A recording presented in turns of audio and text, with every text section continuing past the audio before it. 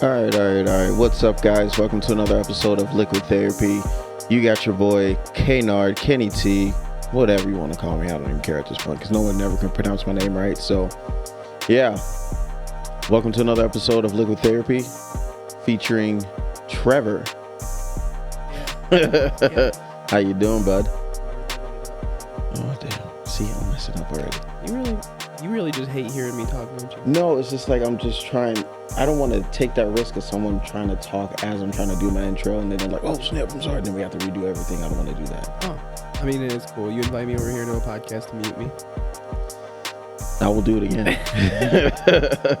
Anyway, yeah. Yeah, man. How you been? We're living it. You know. Yeah. Obviously, big job change. Yeah. Big career change. Yeah. Not just switching shops, switching careers. Yeah, a whole different flow. Yeah. I had to fucking figure out how to put all of my tools in my garage. Yeah, I was about to ask you about that because that's. You had 3 toolboxes. 3 toolboxes. A big snap-on, like 50. I think it's like 54-inch wide. Why the hell does your mic keep going in and out? Because I'm moving around. Oh. But yeah. I had a snap-on 54 wide, and then I have a snap-on roll cab cart, and then I have just a little husky box, but the little husky box is like full of junk. It's like my nuts and bolts, chains and straps, the random assortments of stuff that you don't want to put all that nice stuff. That's still a lot of stuff, dude. It is. It is a lot to fit in my tiny garage. It's not like a palace like your garage. This is not a palace. Jesus Christ. Stop saying that. You have a pool table, enough room to do a podcast, and there's a GTO on a lift behind me with all your tools. No, I mean, yeah. I don't have a lot of tools. I have you're right. bare minimum tools here. You are the biggest tool I've seen here. Oh, thank you. I'm not talking about your tool. I'm talking about... I'll give you that one. That was good. What the hell was that? Yeah, you haven't been here since the new setup, dude. You got little crowd noises? Yeah, we got all kinds of noises and stuff. You got the big shout outs and everything. I hate this. I hate this so much right now. Oh wait, when someone says something stupid, yeah, you're just gonna fall. That was terrible. I like that one. Ring. And then this one, I don't remember. Beeping. Shut the up, all right? Yeah. That's for when you get too many people. Yeah, I had to use that a lot for Zach and George, yeah. Oh, the sneaker one. Yeah. Garage sneaker talk. I feel like my shoes are dude, no, you're good. Embarrassing to be No, here. you're good. No foot shots in this podcast. It's good. Kneecaps up and then waist up. Little chest up. Good pop. You don't have to push your chest out, dude. Oh, man. But yeah, man, that's I'm trying to remember all the stuff we talked about last time you were on here. Not all of it, but just bits and pieces. Really, we talked about car shit for the first, half an hour, and it was way too boring of car shit. I went back and watched it, and I was like, oh, shit. Well, no, you went into, I thought it was actually pretty good. You went into details a lot, about everything. I feel like, especially with the car stuff, I'm going to go real deep into,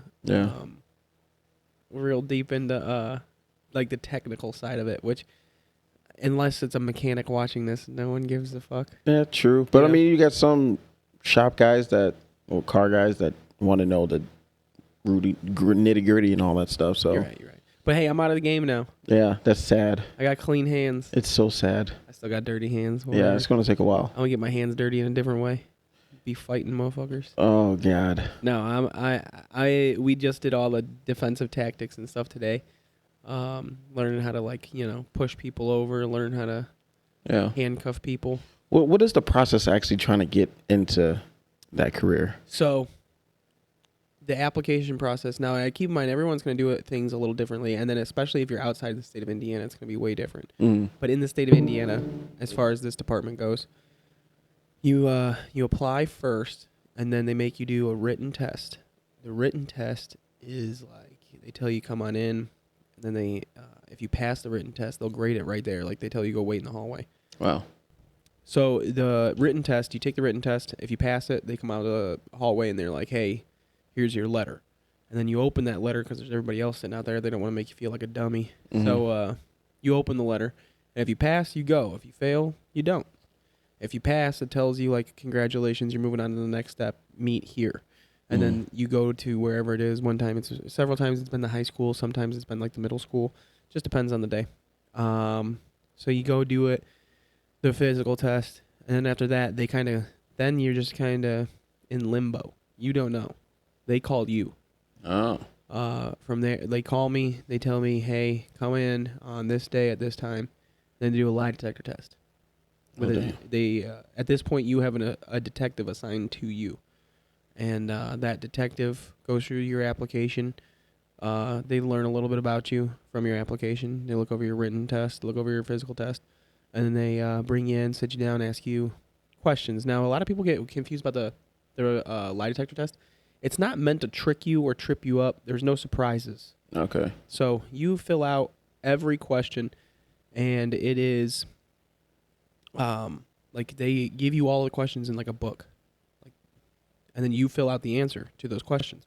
And then they ask you all those questions. Well, they're not formulated into yes or no answers. Okay. They are questions, and then the detective will come back in when you're done, and then they'll go through and they'll formulate whichever ones they want. They will formulate those questions into yes or no questions. Yeah. Yeah. Wow. And then they'll get your answer from them. So say it's like, have you ever stolen a car? Or have you ever committed a crime? And it's like, yes. Okay, what crimes? And you list all the crimes.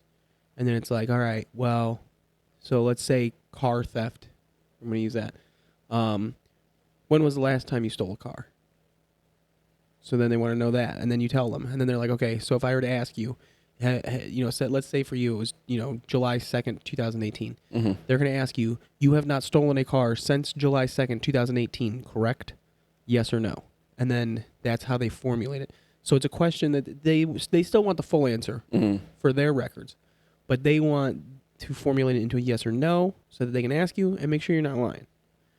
Gotcha. From there, it's 20 questions that are based on what they asked you, and then 20 that are completely bullshit, not related.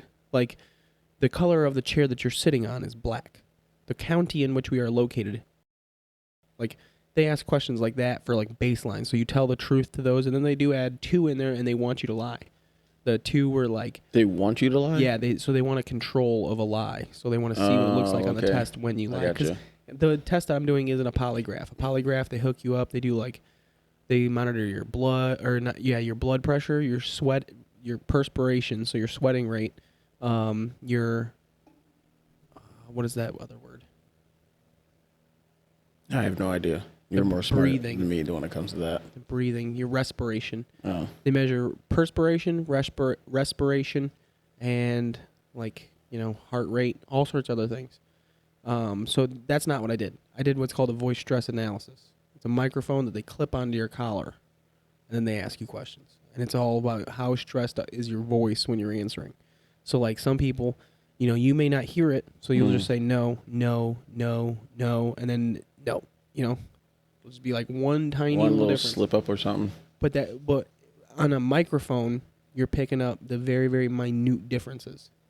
Gotcha. It works, apparently. I don't know. They knew I wasn't lying. Dang. I don't know how you did it, man. That's It's not that intense. It seems like it is. Nah. Anyway, from then, after that, then they go into background checks. So they're going to call your boss. They're going to call your sister. They're going to call your mom's boss's sister. I got a call. Yeah, you got a call. See? I talk mad shit. Didn't work, buddy. You're fucked now. Cause now I'm just kidding. They gave me buddy. I'm kidding, Moo Moo. No, I'm just kidding. No, I didn't talk anything bad about you, dude. It's crazy to think like you've been wrenching for so long and you're finally getting the career that you wanted to do for so long, dude. Well, I mean, you remember back in the day, I mean, that was real long ago. I was like, yeah, I'm going to do it. I'm going to be a cop. And then it was like, I can't do more than 4 sit-ups. Yeah, but you're evolved. You're way past that, dude. Like, you're insanely I'm jealous. I'm so jealous. I mean, yeah, no, it doesn't make you a good cop, that's for sure. No, you got to be able to keep up with these folks out here. Yeah, you gotta be smart. There's a lot of shit that I'm learning about. That's just, I mean, being on the street every day, you're gonna learn. But I literally haven't even gone out yet. I've gone on one 2-hour ride along. That's it. I haven't done anything yet. Nothing? No ride-alongs or anything? I did a 2-hour ride along. Really? Yeah. How was that? It was fun. No one drives dumber than people right in front of a cop car. Really? Dude, 2 people immediately blew red lights right in front of us. It was stupid. Did you pull them over? Yeah. The one time we almost got into a little bit of a fender bender. Because, like, the one time we were the car behind them. Like, they pulled out a little sketchy out onto the road in front of, like, not in front of us, but the car in front of us. Mm. But even the instructor I was with, like, he even said, he's like, could I probably stop them for failure to yield because they kind of pulled out, in an aggressive manner? Yeah. Maybe. He's like, I could probably get a ticket on that. I could probably prove it in court. However, in reality, the car that he really did get in front of, so it wasn't even us. There was a car between us and him. She didn't make the car behind her, the car that she failed to yield to. She didn't make that car have to change lanes or slow down. So that's like the baseline. So like a lot of people will be like, oh, cops are just dicks to be dicks. Mm-hmm. Don't get me wrong. There's probably plenty out there that are. But you can tell by the 2 hours I was riding along with this guy, he's definitely not one of those guys. He is very laid back. This dude is, he's a really cool guy. Mm-hmm. My heart goes out to him because he lost his canine dog. Oh, God. Yeah. And it doesn't, like, he didn't die. The dog didn't die. It's just... Got medically retired. Oh, dude, that sucks. Very sad. Very sad. And then another one of our guys he himself got medically retired because he got into a scuffle fight with a suspect and blew out his knee. Oh. The problem is he's a canine handler. And they're not going to take his dog away from him. Yeah. So they had to retire both of them. We lost one officer, so his dog went with him, and then we lost one dog, and we still have the officer. So we're down 2 canines right now, and we don't have a lot to begin with.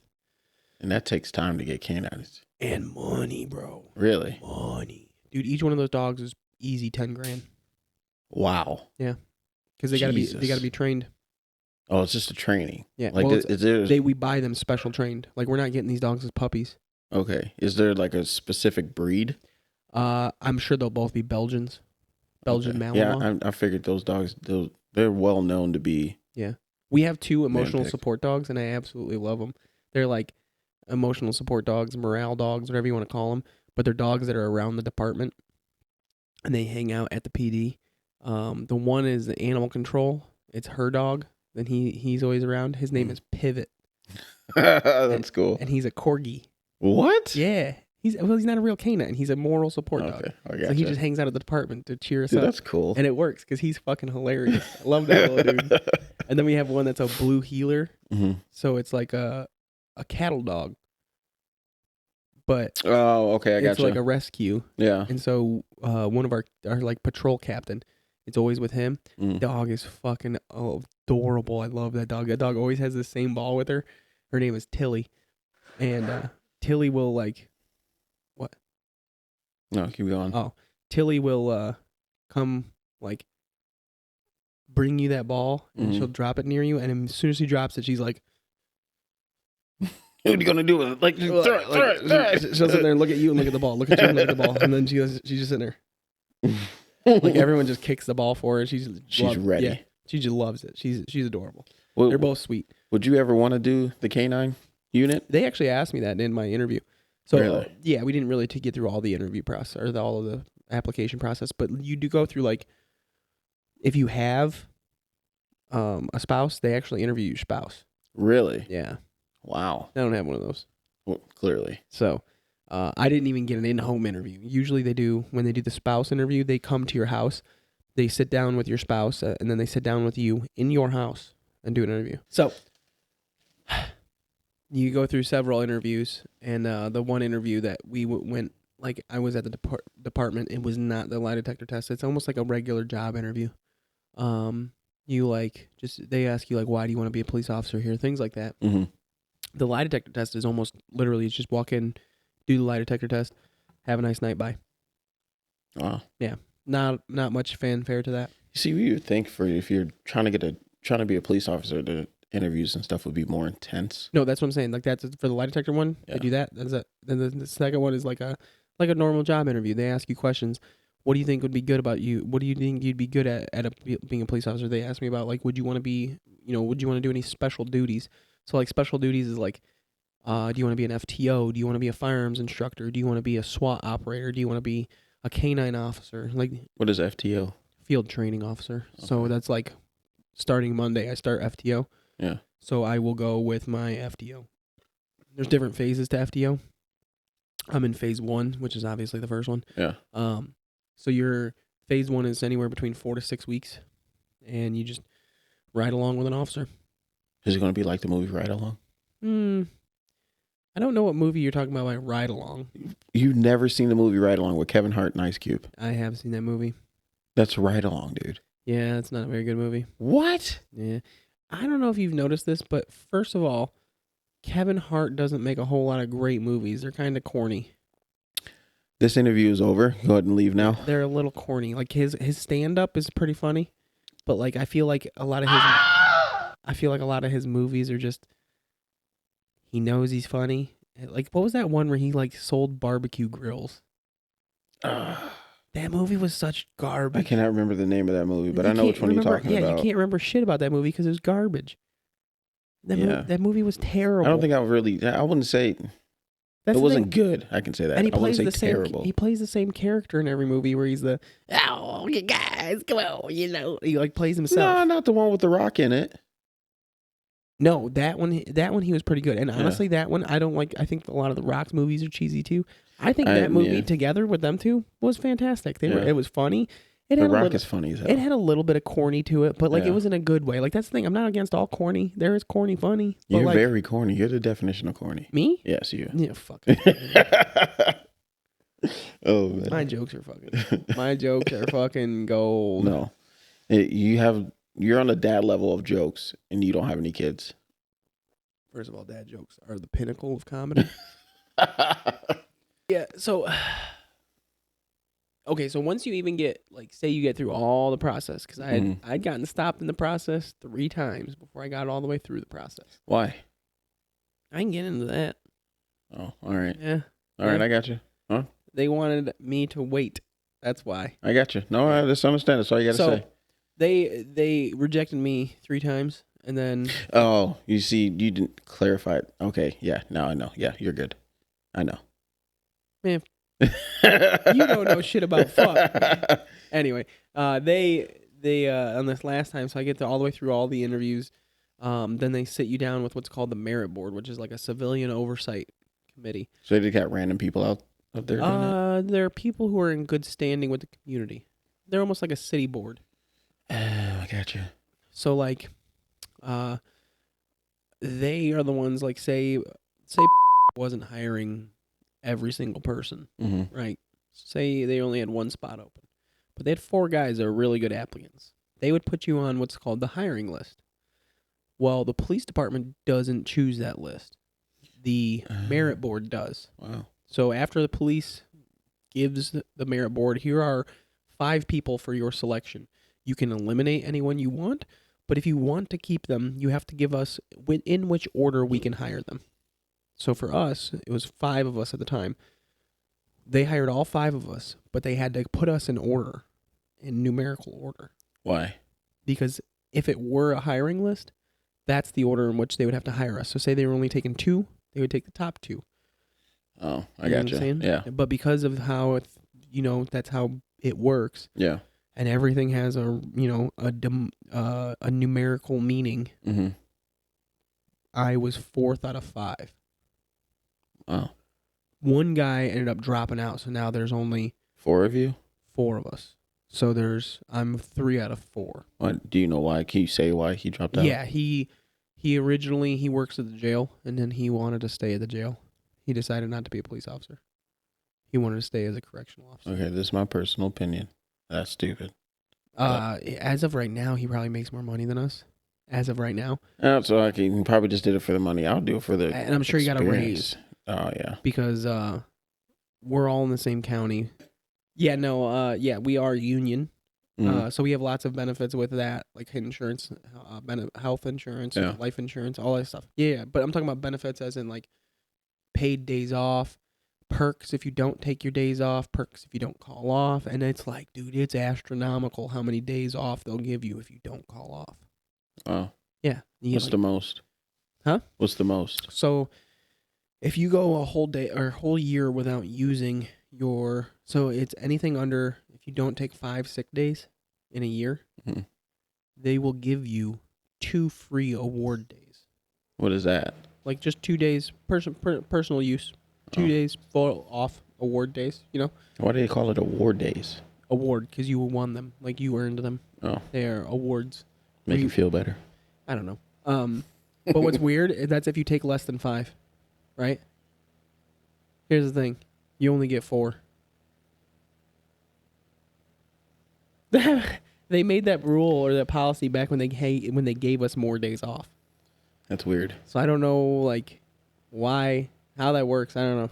The assistant chief sat us down and talked to us for hours about, like, how the days off structure works and, like, if you're just show up to work and then, it, like, say you don't ever use any of them for the next 20 years because, you know, that's a retirement, you pretty much get handed a check for, like, 20 grand. Because So $1,000 a year. Well, because what ends up happening is if you don't use those days and you don't use your award days, and once you bank a certain amount of days, you get extra bonus days. Like, it's just like, it's like a snowball effect with the days off. The more you can accumulate, the more they'll give you.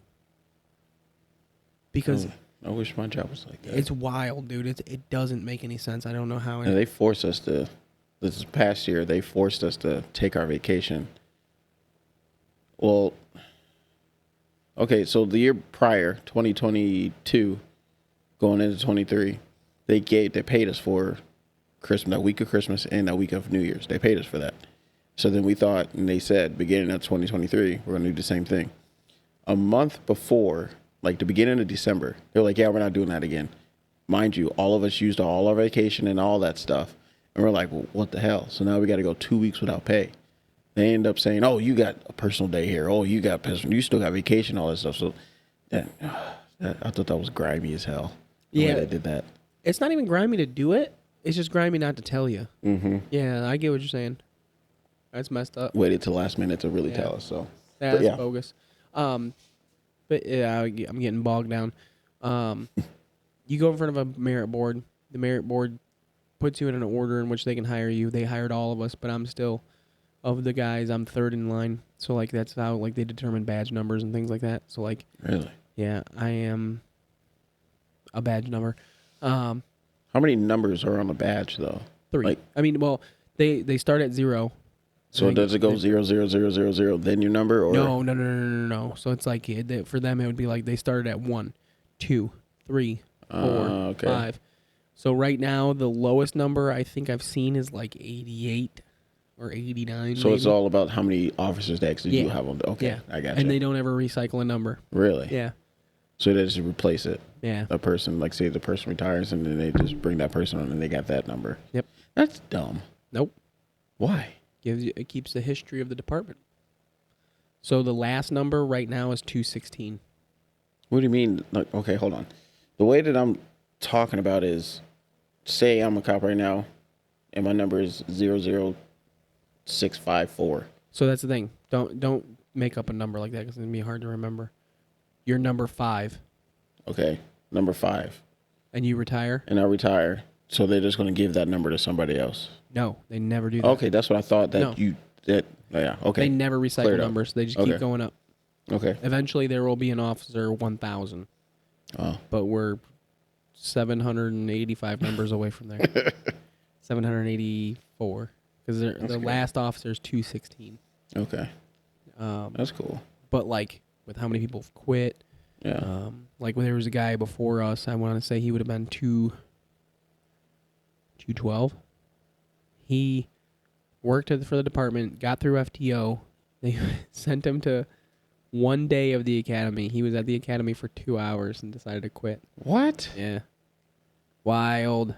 Yeah, that is wild. How long is the academy? I don't know. It's like 14 or 16 weeks, I think. Jesus. Yeah, but I mean, you get to go home every night. Oh, I was gonna say. I was about to ask. Like, is it around like the area where you're gonna be working? There's two academies in Indiana. There's one in Hobart. It's called NILEA, Northwest Indiana Law Enforcement Academy, and then there's ILEA, which I want to say is in like Plainfield, Indiana, which is like Bloomington. Those are some weird names. What? Weird names for the academies. NILEA and ILEA? Yeah. They're just acronyms. Oh. Northwest Indiana Law Enforcement Academy. Kevin, not to kid. And then ILEA is Indiana Law Enforcement Academy. Okay. But because the one is up here, they call it Norther. I gotcha. Yeah, I gotcha. Makes sense. They are planning on opening another one in Valpo. I think they might just move the one from Hobart to Valpo. Okay. That's cool. That's really cool. Because all the cool cats are in Valpo. Gonna just hit that for you there. But anyway. Yeah. So I went through the merit board, got hired. They give you what's called a conditional offer. So it's like, yes, we are offering to hire you. However, the condition is that you pass the psych and physical evaluation. Physical evaluation is like an EKG, breath test where they like make you exhale as hard as you possibly can to test your lung capacity. That's the EKT? No. EKG is like monitors your heart activity. Okay. And then they do like a hearing test. They block you in this box. It's really weird. I've had a dozen of those. Really? Yeah. Huh. I have to do it where I work at every year. Yeah. They want you wearing an ear pro. Anyway, preconditional offer. They make you do a physical and a psych evaluation, and they make you pay for it out of pocket. Wow. Yeah, that's like, that was $1,000. Whoa. Between the two of them. Jesus. They reimburse you 50% if you get hired. So that dude from the jail, I'm pretty sure he went through and did both of those. And just quit. And didn't do it. So he's not even getting reimbursed. So what I think happened there was, so he was also part of the SRT, which is a special response team, or whatever it is, in the jail. So that's like a lot of training. So for them to send someone else through the training, it's cheaper for them to be like, hey, can we just give you a raise and keep you? Yeah. Maybe one day he'll run the jail, but probably not. So Warden. Probably not. No, well, there is no. The warden of a county jail is the sheriff. Oh, gotcha. I think, at least a warden. If there is a warden of that jail, he reports to the sheriff. So, I do got a question. Like, yeah, go ahead. What position are you really going for when you get to that point, when you're done with training and all this stuff? Like, what is something you actually? So ranks matter. I didn't know much about it, but I knew there a little bit. Like, there's corporals, sergeants, majors, captains, lieutenants. So in order, I want to say it's your regular patrolman, and then there's corporals, and corporals are usually like one step up. You have to have at least 5 years on in order to become a corporal. I don't know what the year is for sergeant, but it might be 7, it might be 10. That doesn't seem like a long time though. But that's the thing too. It doesn't guarantee you. Just because you've been on the department for 5 years does not mean that you're a corporal. You have to test for it. Okay, I got you. And then once you test for it, then it's selected amongst those that they need. Say they need 5 corporals, then they'll promote people. But unless they need them, they don't need them. You could be a patrolman for the next 10 years and never get any stripes. Is that your plan, just to be a patrolman? I mean, I'm going to be a patrolman until I'm not, but ultimately I want to be a detective. Detective? Really? Yeah. I figured you want to be like a canine unit or something. No, I mean, it doesn't bother me to be one, and when they asked me about that in the interview process, I told them I would, but it's not like I have a burning desire to do it. I can tell you right now, if I had the opportunity, if I was in your shoes, and I want to get into it after I say this, but if I was, say, right behind you, we were both in the academy together and everything, I would definitely go canine unit for sure. Now, keep in mind, that's a specialty, so you have to apply for it, and then they select you. Gotcha. Within my city. Like, it's not anything else. Like, so when the time comes, I'll put in my application for SWAT. I feel like that's a waste, though, because there's not many times. I don't think I've ever heard SWAT be called out in this general area. Well, that's because you live in Lake County, and your SWAT team is a lot busier than you think. Really? Yeah. Not every SWAT call out gets news. Oh. Yeah. And our SWAT team is regional. So it's not just the city. Yeah, I remember you telling me about that. So it's all of that county. Yeah. Lake County, the county you're in. Why would you tell them that? They are busy. Why'd you just put out where I'm at in Lake County? I didn't put out where. I just said Lake County. Yeah. Lake County's big. And Lake County is busy. It is, yeah. They are crazy. Y'all got lots of things. Why are you talking like you haven't lived in Lake County almost all your life? No, but what I'm saying is, when you look at the hard spots of my county and the hard spots of your county county is tremendously harder. Oh, yeah. You see how close we are to certain areas. So. Yeah. So, like, well, there's certain cities, a.k.a. Gary and Hammond, East Chicago. Yeah. Those are, like, each one of those, like, Gary alone, Gary probably isn't as much what people think as it is for SWAT. But, like, between Gary, Hammond, and East Chicago, I bet those 3 cities alone get more SWAT activity than my entire county. Damn. Yeah. Bad. But, it's just things that require SWAT. Yeah. Like, you're not going to get patrol officers trying to serve arrest warrants for drug stuff. Yeah. You're going to get, I mean, even, because what ends up happening is you'll have, like, the narc team that are tracking drugs, whatever it is, and they'll need, you know what? We got enough evidence. We got a search warrant on this house, but we're not just going to go knock on the door to perform a search warrant with me and my buddy detective. Yeah, no, you need a whole team. You need a team. Yeah. So what do? They go in hot and heavy with the jump out boys. You know, I love when you talk like that because it's just like, dang, what if I was a cop? Dude, I really want to be part of the jump out boys. There's a detective that's a jump out boy. And he was like one of our firearms instructors. And that dude's a bad motherfucker. He's like, what's so cool about him too is like he talks like he's got a voice that's just like Morgan Freeman. You want to just lay in a bed made out of his voice. It's just so soothing. But then like he was at the range with us and he's like, all right, you know, you're anticipating. You're doing this wrong. You're doing that wrong. And then like, you know, he's nice about it, you know. And then out of nowhere, this one dude was like, oh yeah, you know, I always shoot left. He's like, "What? I told you to aim at 5. Why aren't you shooting at 5? Because 5 is like a small black target on the piece of paper." He's like, "I told you to aim at 5. Why are you not shooting 5?" And the guy's like, he's like, "Why you keep hitting left?" And he's like, "Oh, I always shoot left." And like, seems like a dumb excuse, whatever. Yeah. He's like, "Yeah, I've been shooting guns for 10 years. I just always shoot left, you know." What? Yeah. That makes no sense. Yeah. Well, I mean, when you're making mistakes.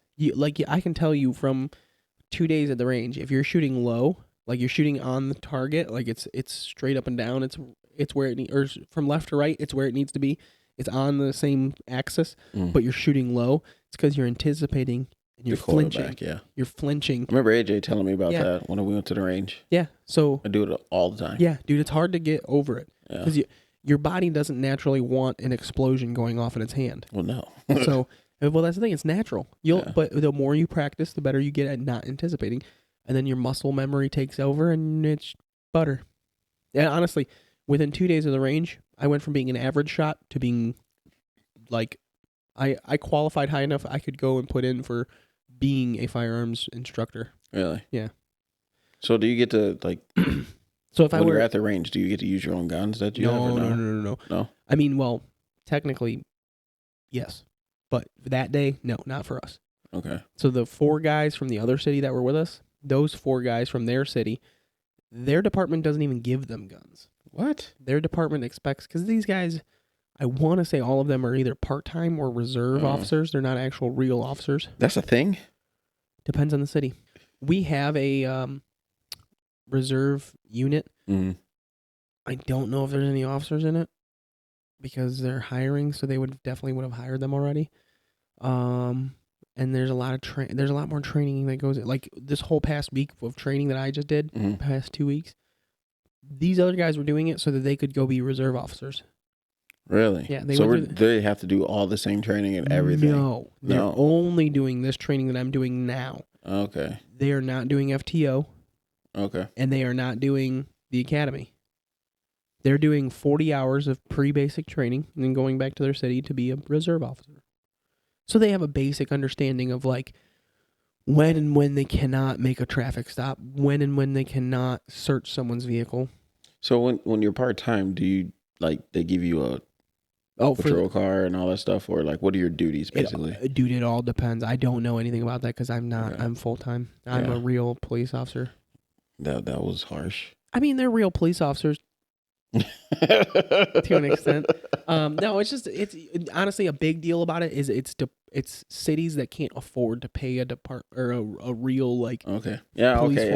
That makes sense. These guys don't have body armor. They don't have nothing. These are volunteer part-time officers. Wow. Hey, heroes is what they are. Heroes. I sense the sarcasm.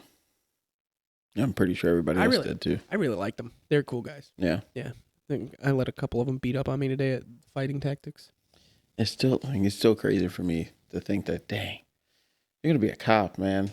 I know. I was looking forward to both of us getting in there and being Let's Be Cops.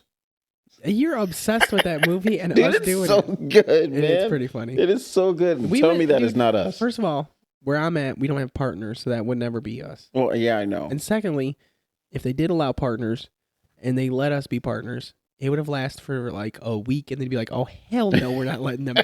These two motherfuckers, these two jackwagons, not a chance. Come on, man. I think it would have worked out perfectly. They would come into work on Monday like, hey, did you put an exhaust on that Charger? And be like, hell yeah, damn boy.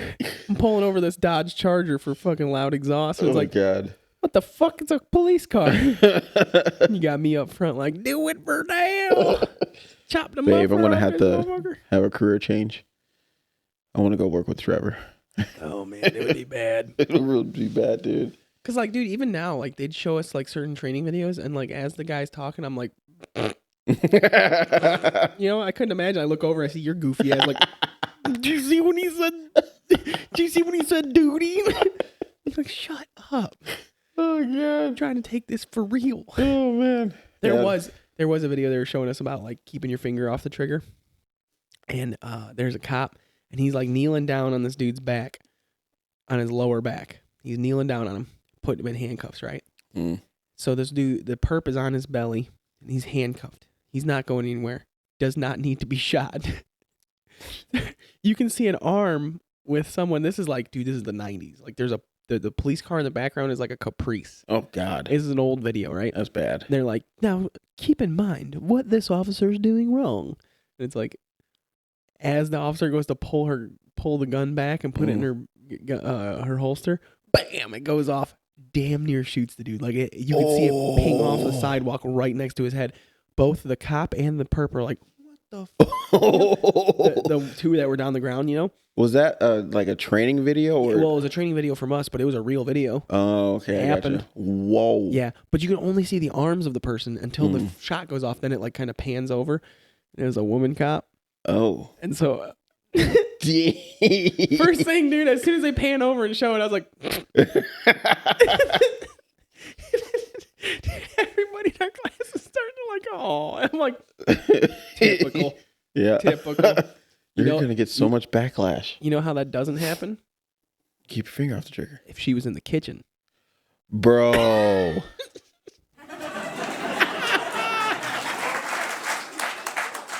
I'll give you that one. I was not promoting that, so do not come after me. You can come after me if you can find me. No, really. Women are great. I love them. Oh, we know. In the kitchen. God, dude. No, but like any little goofy ass shit that would happen, it was just so much fun to. God, there's so many moments in training because everyone's thinking it's gonna be like basic training. Mm-hmm. Like, oh, you know, it's not. The same thing with that detective I was telling you about, the SWAT guy who was doing our firearms instructor. Mm-hmm.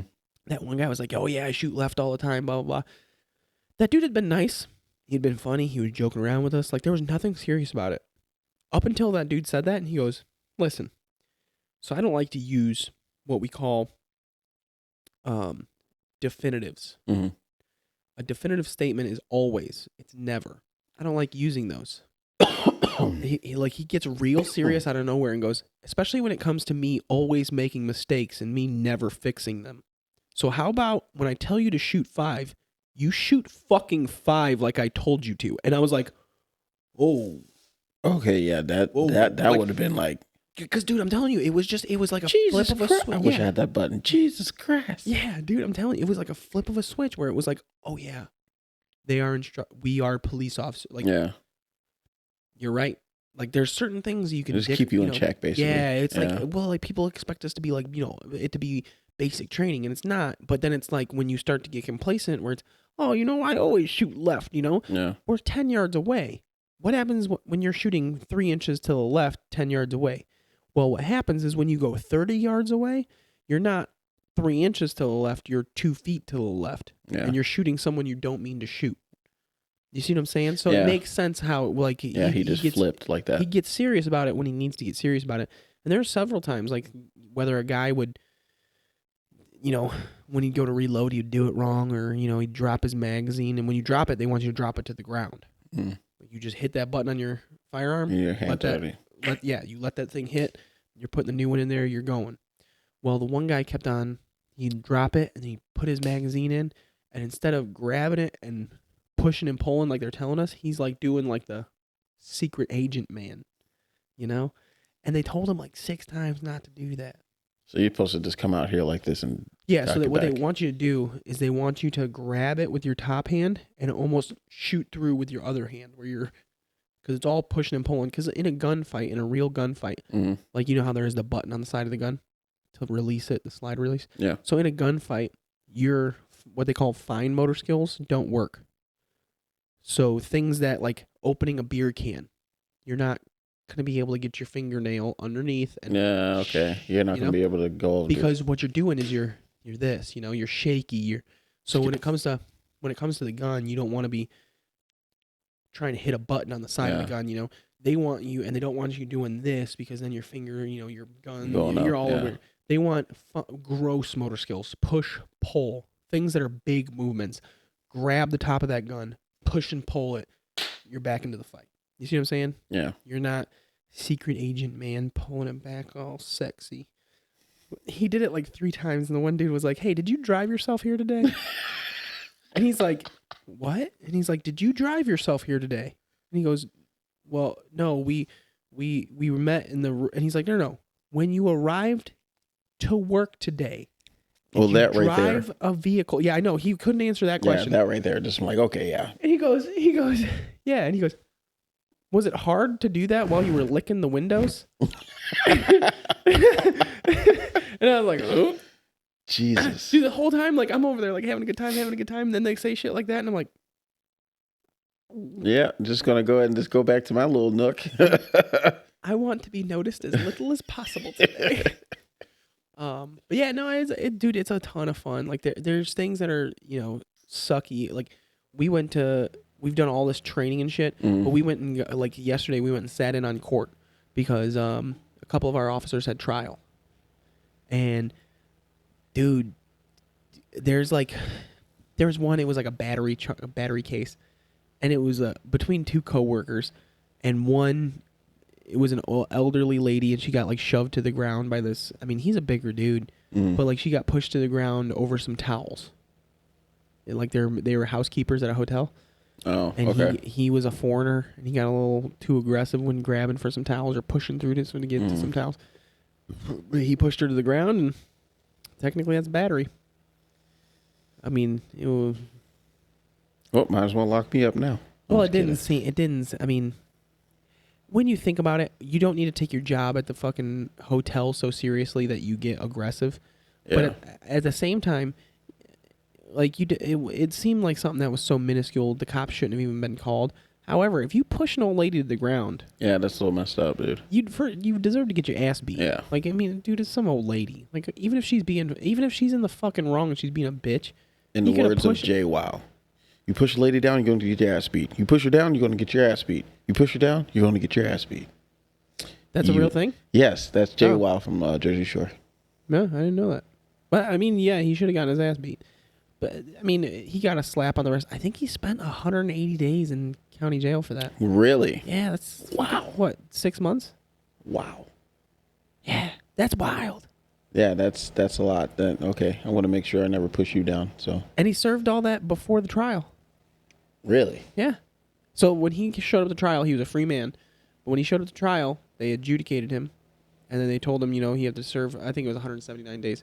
They told him he had to serve 179 days, but 179 days had already been served, so he was free to go. Wow. Our officer pretty much just had to testify that she showed up. She witnessed the footage on the security camera. That was it. The other one, same officer. Yeah, that was so satisfying. The second case that same officer had was a DUI, and it was like the dude had smoked pot, admitted to smoking pot. The part came out later, but admitted to smoking pot. He was at Walmart trying to sell candy bars, and when people would say no, I guess he was getting real shitty with them. It's such a weird case. I was like, wait, why did he get it stopped? And it was like, oh, because we had a call. And I'm like, why did we get a call about him? And, oh, harassing people in the Walmart parking lot. I'm like, about what? And they're like, he was trying to sell candy bars, and anybody that wouldn't buy a candy bar, he was calling them broke and fucking yelling at them. I was like, bro, what? And he's like, he was like, can you imagine going to Walmart and you got those little kids and they're like, want to buy some Girl Scout cookies? And you're like, no thanks. They're like, broke bitch. That's what I was, dude, I'm like, what? This is the most fucked up case I've ever heard. I was like, I'm glad this motherfucker went to jail. Honestly, broke bitch. I can't wait for you to finish your training because I know you're going to have some good stories, the ones you can't tell. Yeah, no, for sure. There's going to be some fun times. Dude, I can't freaking wait. Dude, I couldn't believe that. I was like, he was roasting people for not buying candy bars from him. All right. That's good stuff. But God. The dude was fucking disrespectful as shit, dude. He showed up to court late, and they're like, the judge was like, oh, well, Mr. Williams didn't show up for trial today. And then you hear from the back, nah, I'm here, bro. Nah, I'm here. And the judge is like, well, you were late. And nah, man, I was in the bathroom. Judge is like, you're supposed to be in here at 8:30. I was. He's like, well, you missed roll call. We were doing roll call. You were late. We'll get into that later. All right, cuh. That's exactly how it went. Bro, this judge got him off. Really? Yeah. I was like, I want to put my 2 cents in here. Well, no, I'm sitting here listening to the case, and I'm like, how the fuck did you find him not guilty? Because, like, it was after he left Walmart, they had gotten the call, and, like, it was within, like, 45 to 60 seconds of them getting the call and this officer finding the car. He had drove away from this Walmart and went to a Verizon store. He was sitting in his car in the driver's seat at Verizon when our officer showed up. It was within 45 to 60 seconds after the call came in. So I'm talking like you left Walmart. Walmart's, a couple tenths of a mile away. Yeah. So it was not a long time that had elapsed. Yeah. Officer gets out, does field sobriety test on him because he was belligerent to the people in the parking lot over there. Yeah. He's belligerent to her, so she's like, you know what? I'm gonna hammer it to you. I'm gonna give you a DUI. So does all the tests. He fails a DUI, all the standard field sobriety. He fails it. She arrests him for DUI. He tests positive for marijuana. Judge throws it out because the judge is allowed to ask questions because it's a bench trial. Mm. The guy was representing himself. So there's not, yeah, I think went exactly how I impersonated him. That's exactly how it went when he was. So just real quick, I wasn't driving the car though, was I? And she's like, well, you were in the driver's seat, you had the keys to the car, and you were in the driver's seat. And he goes, but I wasn't driving. You didn't see me drive the car though. Yeah. And she's like, no. And he's like, okay, that's all I had to ask. That's all I wanted to ask you. And she's like, and body camera shows that you admitted to driving the car. And he's like, oh. And the whole time he's testifying, he's like, or asking her these questions. He's sitting in his chair like this, and it's like an office chair like this. He's sitting like this, and he's like, I didn't remember doing that. Bro. That's what I'm saying. And the judge is like, judge goes, all right, I have heard all of the evidence. I just have one question. Did you see the car being driven? The officer was like, no. And he was like, okay. And when you arrived, was the car running? And the officer was like, no. And he goes, were the keys in the ignition in the on position? And the officer was like, no. Okay. Well, with that all being said, I find you not guilty. I'm like, oh God, dude. The fuck what? The fuck what?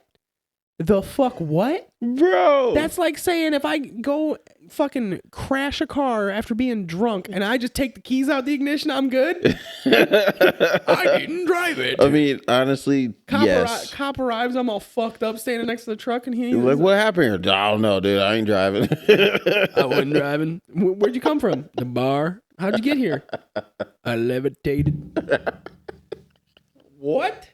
Not guilty. I was like, oh, you gotta be fucking shitting me after all this shit that this dude just did.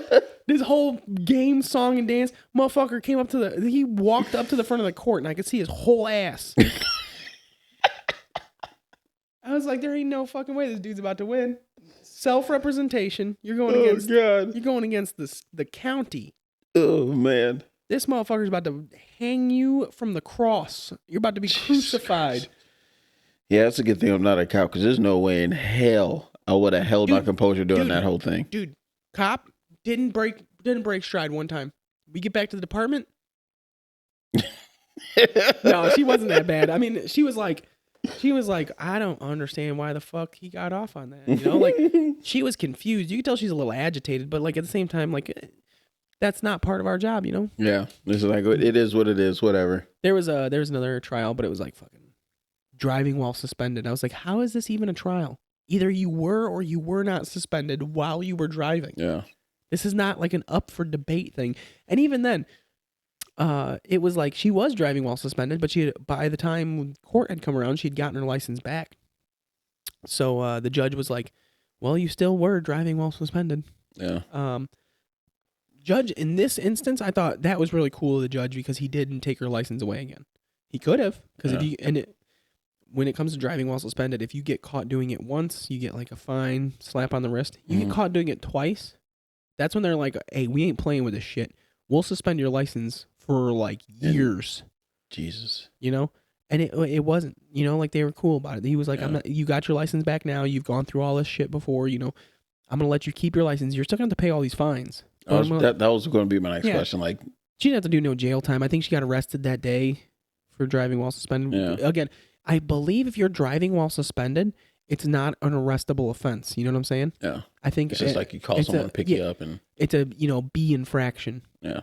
However, if you get caught while driving while suspended with a prior, which means that you've been convicted of it before, that means you're a dirtball who keeps on driving even though you don't have a fucking license. Yeah, I know somebody that did that for a while. So then then it steps up. It's a misdemeanor. Well, yeah, you get popped for that. Like they'll hem you up. They'll actually take you to jail. So I got pulled over in I don't even know what county that is, where I work at, but anyway, what city? Lowell. That's Lake. Okay, so Lake County. Isn't that crazy that Gary, Hammond, all Lake County? Yeah, that's crazy. And then there's Lowell. Yeah, also Lake County. Bumfuck nowhere. Yeah, I mean a little bit. Yeah. That's okay, but anyway, so I got pulled over on Bellshaw Road. Everybody knows Bellshaw Road. Yep. Everybody knows it. That's where the cop sits at. He parks on, excuse me, somebody's farmland, just backs in a little corner and sits there. That's the spot. Ever since I got pulled over, I haven't seen him there, but he pulled me over. I know the speed limit over there. Wasn't paying attention. It goes from 40 to 30. Yep. Real quick. So it's like, damn. I was going 50. He didn't knock me down or anything. Like, he just straight up said, oh, yeah. And I was like, damn, man, you can't, like, just you cut me your brake or something? Like, come on, man. I wasn't, like, reckless, like, swerving or anything. I was just, had Ari on the phone talking to her about her tests and everything. Speaker through the truck. And, like, I support my police officers. I got my plate in front of my truck and everything. Like, I ain't doing nothing. Have my hands on the wheel and all that stuff. Told him as soon as he walked up to the car, there's a firearm in the vehicle. Always do that because I'm always carrying, and I ain't trying to get popped. But he still wrote me the ticket, and I still had end up having to go to court. And then I didn't go to court. I ended up hiring a lawyer because I didn't have time to do all that. I was trying to work, but they instead of it being reckless driving and all that stuff, because it could have got a lot worse with doing, what was it, 20 over? Yeah, 20 over because it was 30. I was going 50. Yeah, technically, if you're doing 20 over, it can be reckless. Reckless driving, yeah. Suspended license, all kinds of stuff. It would have been bad. But my lawyer got it down to didn't have insurance at the time of the pullover, which I think was bull, but because I had my insurance. But no, all they're doing is they're pleading you down. Okay. So would you rather plead guilty to a different crime for a lesser punishment? Because honestly, this is a crazy factor here that people don't realize that I just learned about. You know how like there's different types of law. Mm-hmm. You have criminal and then you have civil. Yeah. Civil is like me suing you. Yeah. And then criminal is like I fucked up. So when it comes to civil, there is only what's called punitive punishment. Civil is all about money. Okay.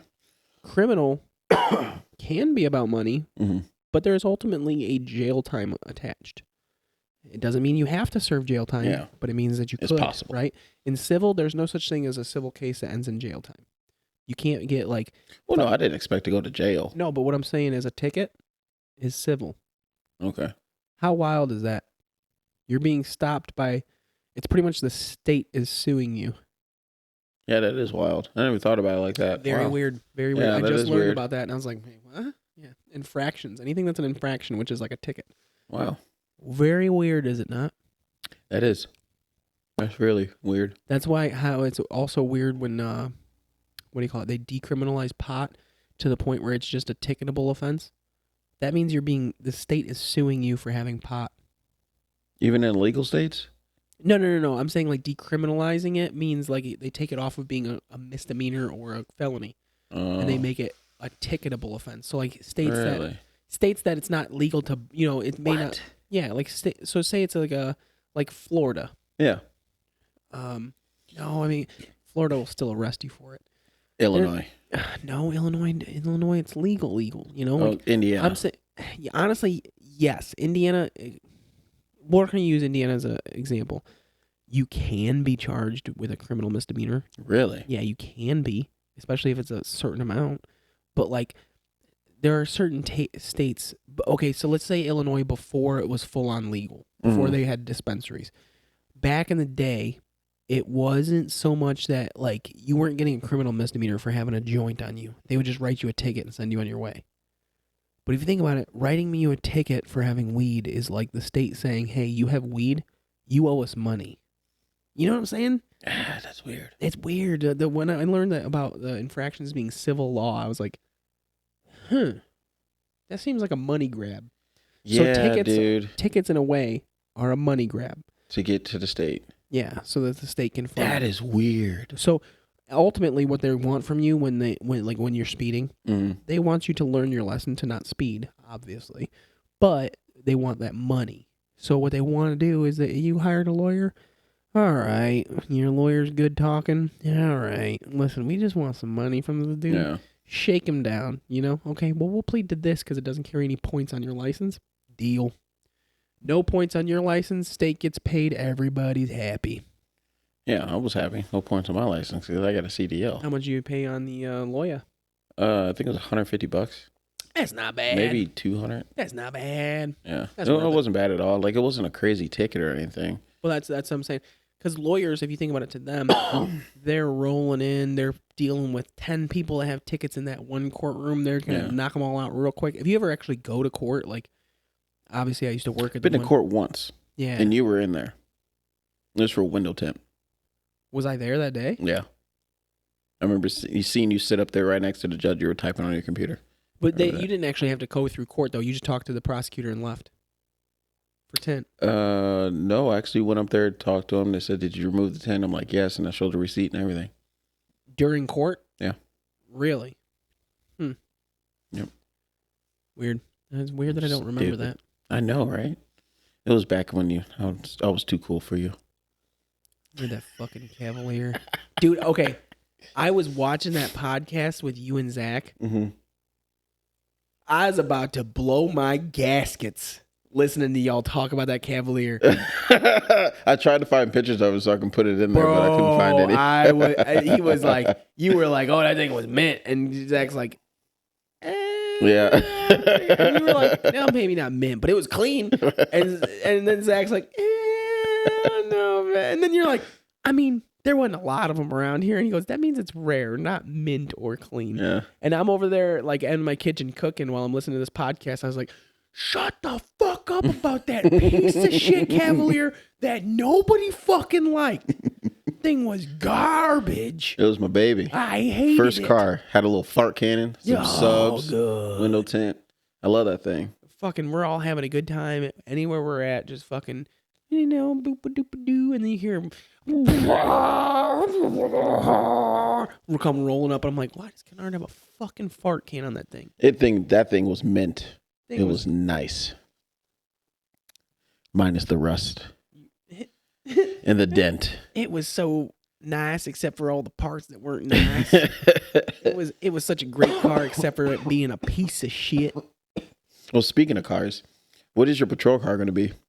I actually found out. Oh, I don't know if it's a Hemi or not, but I do know it's a Charger. it is a Charger? Oh, it's a newer one, ain't it? It's a 2016. Oh, really? Yeah. I thought they have a little something newer. I mean, they do, but I ain't getting it.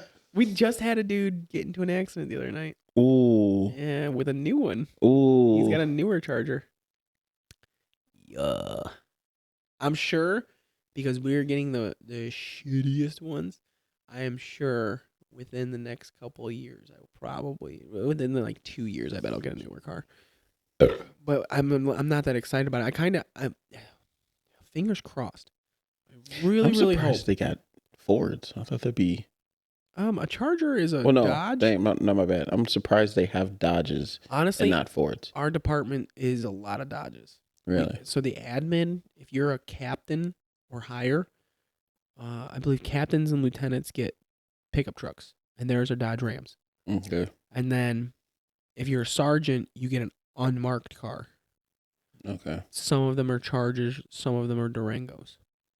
Yeah, so you guys are... Yeah, we're a Dodge department. Dodge department. It's very weird. So I know, but we do have... What is... They're a Chevy department. Yeah, I know. I'm trying to figure out what they have now, because I think they're switching. They don't have the Caprices anymore. No, I think they're switching to Ford. That's what I kind of figured. Yeah, but I don't know. I haven't gone out there in years. Damn. But I know we do have some Explorers. Really? Yeah, we do have some. I was going to say, I see a lot of those. Yeah. I know when it's a cop Explorer. Yeah. I know. I'm getting bad at being able to tell the difference. Really? Yeah, especially in the dark. I used to be able to spot it from a mile away. You see the headlights and just yep, that's a cop. Dude, now it's the GMC Terrains look like the Explorers. The Acadias look like Explorers. Well, I'm talking about only the headlight shape at night when you're coming at them. Don't come after me. I do not think that Terrains and Acadias look like Explorers. I'm saying the shape of their headlight. The output of their headlight. I used to be able to, with Crown Vics, I got so good easy. at it. Yeah, the marker light on the inside of the headlight, I could spot it from a mile away. Yeah. But with even the newer Explorers, or the older Explorers, I got good at being able to tell the shape. Then that new one came out where it's a headlight and then it's just one tiny little marker light of just LED strip. It's so hard to tell. Really? Yeah. I don't have that problem, dude, at all. Maybe it's because your truck is so tall so you can see above it. I drive the car majority of the time. I rarely drive my truck. I didn't know. Yeah, dude. I think especially a Charger, too. Any headlights and taillights, I know. Oh, yeah, dude. I know. You're on 65, you see a Charger taillight, you I'm slow the fuck down. I'm like, skrr, put it in reverse, Terry. Talking about that, state troopers. When I was at court the other day, so the courtrooms where I'm at, there's depending on what court you're in, if we have a certain court because we're only writing tickets from our city, so we know what courtroom we're going to. But you can be in this. I want to say this isn't just a city courtroom. This is like a county court. So there's several different courtrooms going on at the same time. But um, there is there's these state troopers that were there, and so we like sit on one side of the courtroom as being the po. Yeah. We sit on like a separate side. I don't know that there's rules that you can't sit on that side, but like you can kind of tell we all gathered on one side of the courtroom. And then Indiana, like the states over there. No. I'm saying like we were sitting in like the audience. Oh. Yeah. And everyone who's got court is just sitting there waiting to be called up. Okay, I see what you're saying now. Everyone in the courtroom is up in front. Like yeah. they're down. They're doing. You have the prosecution, the defense, which is an empty table, the bailiff, and then the court staff with the judge up there. But we're sitting in like the audience seats. But we're on one side. Everybody else is on the other side. Like you could tell. Fucking Mr. Oh, no, I was in the bathroom. Like that dude, he ain't sitting by us. Dude. As soon as the people walk in, they're like immediately like. Yep, not sitting over there. Yeah, eyeballing us. We're sitting. There was 2 of our city PD full uniforms sitting there. There's us 4 dickheads that look like fucking. Do they give you full like when you're going out and ride-alongs and stuff? Well, no. So starting Monday, when we're starting like Monday, I'm a like legitimate. I'm a police officer. Yeah, like this is the first time I'm. Congratulations. No. Hold on. Okay. Now listen. Technically Tuesday, because Tuesday I get sworn in. Oh, by the way, if you would like to be there, you can. Yeah, what time? 6:30 Yep, I'll be. Oh, damn it! I'm not mad about it, but no, I am because that's the day I'm getting my taxes done. Yeah, no, I don't. Damn it! Yeah, no, I just found out about it like like Wednesday last week or something. But I really want to be there. I might reschedule. Well, whatever you gotta do, just let me know and then I can tell you where it's at. AJ and Chuck are going. That's the only people I've told. Now you. Really? Yeah, now you. But so Tuesday, technically, I get sworn in, so I will be an official police officer after that. But Monday, like, they gave me a badge today and loaner body armor. Oh. Can I see your badge? You got it? I don't think I have it with me. It's at the house. Dang it. I mean, I can send you a picture. It doesn't look. Oh, I want to see it in person. I want to hold it. All right. I'll let you hold it next time. I had a couple Velcro ones made for me. Like, really? Yeah, it's like. Like the name tape. Yeah. So on my bag, I have like I have one of those. It's T. Lenhart. And then I had a badge made too, so I could stick it on the things with the Velcro. But they gave us a nice ass hat. It's a Under Armour hat with the badge already sewn on. It's pretty nice. Oh. I wore it when I was at the range all day. I was walking up to the gym and I still had it on because I went from the range and straight to the gym, Like, yeah, I'm a police officer. Get back. Dude, I walked in and I saw myself in the reflection of the glass with the hat on. I was like, nope. Right back to the truck. Took the hat back off. You could tell that. There's one dude that we're hiring in with. I brought the hats in. Like, it was just weird the way it worked. We went to Hammond, got our uniforms, but they didn't have some of the stuff. Like some of the stuff they were out of stock, but we had to have it. So the guy was like, "Do you guys want to drive back out to Hammond later today?" And we were like, "No." And he's like, "Well, where do you guys live?" And they were like, "Oh, I live in Burns Harbor. I live in Portage. I live in South Haven." And then I was like, "I live in." The dude's like, "All right, I live. I'll bring it home with me. I'll text you later. We'll meet up." I was like, "All right." So he took my number down. Then later that day, I was at the gym. He brings me the shit. I, sign for it, take it. I'm at the gym, literally. Pick it up. I told the guys, it was like 2 giant orange bags. I was like, "Hey, can I just put these behind the counter?" And they're like, "Yeah, fine." My gym's cool. But then I looked at them and there's like, ball caps with the badge sewn on them, stocking caps with the badge sewn on them. And then a few of us needed duty belts, which is like where we hang all our stuff on. And then a couple other things. But I show up the next day to work, pass them out to the boys, and come back from lunch, and the one dude is wearing that hat already, and I was like, don't do that. We don't have badges yet. We're not. Like, that's what I would have did. I was like, don't do that. That would have been me. But then, like, every day since then, he comes into the apartment wearing that hat, and we're all like, quit doing it. You're embarrassing me. Like, it's one of those things where it's like you gotta earn it to wear it, Like, yeah, I got you. We wore it when we were at the range because, like, obviously you don't have another hat with you, and it's like when you're at the range, you don't you're getting brass because like we're standing it's called a firing line. Yeah. We're all standing in a line, facing the same direction, and the shells. If you're to the right of that person, shells are just raining flying down. Yeah, no, dude. There were several times I'd be like because you have to wait until they'll tell you reholster. I'd holster, and then I'm immediately like untucking my shirt. They call it the brass dance because the shells would go down my shirt. You're getting a little burn here and there. Yeah, no, it happens. Had a few of those. You're trying to focus and shoot, and there's ping, ping. You're getting smacked in the face with brass from the next guy. It's good training, though. No, it really is, dude. I didn't bitch one time while we were doing it. As soon as we would get done, I'm like, fucking son of a bitch, I got brass on my shirt. You know, dude, I'm over there fucking pulling an usher. I'm like, usher. Oh God! No, you did not just do that. trying to get that shit off me. So I'm guessing your shooting has gotten better. Oh, bro, I didn't tell you about that. Top shot, brother. Really? I was the highest score. Oh, look at you! Did you tell AJ? Oh yeah. I'm not like braggadocious. What's funny is I wasn't the best shooter that day. Really? There's another dude that was right next to me. Oh, dude, there's 4 guys. The one dude, I absolutely love him. He reminds me of I don't know if you remember Jimmy Medwitz. Yeah. Oh, dude, he reminds me of like the young version of him. He fucking cracks my shit up. Hilarious kid, dude. Even built like him back in the day. You remember, like real tall and skinny. Yeah. Jimmy ain't like that no more. He's not? You better watch out. That boy will hem you up. That dude is for real. Really? He's thickened up, and he's a bad motherfucker now. He's still a cop, ain't he? Yeah, but he's above a cop now. Really? He's task force. Oh. Yeah, to a federal agency. Oh. I'm not gonna get into any of that. Off camera.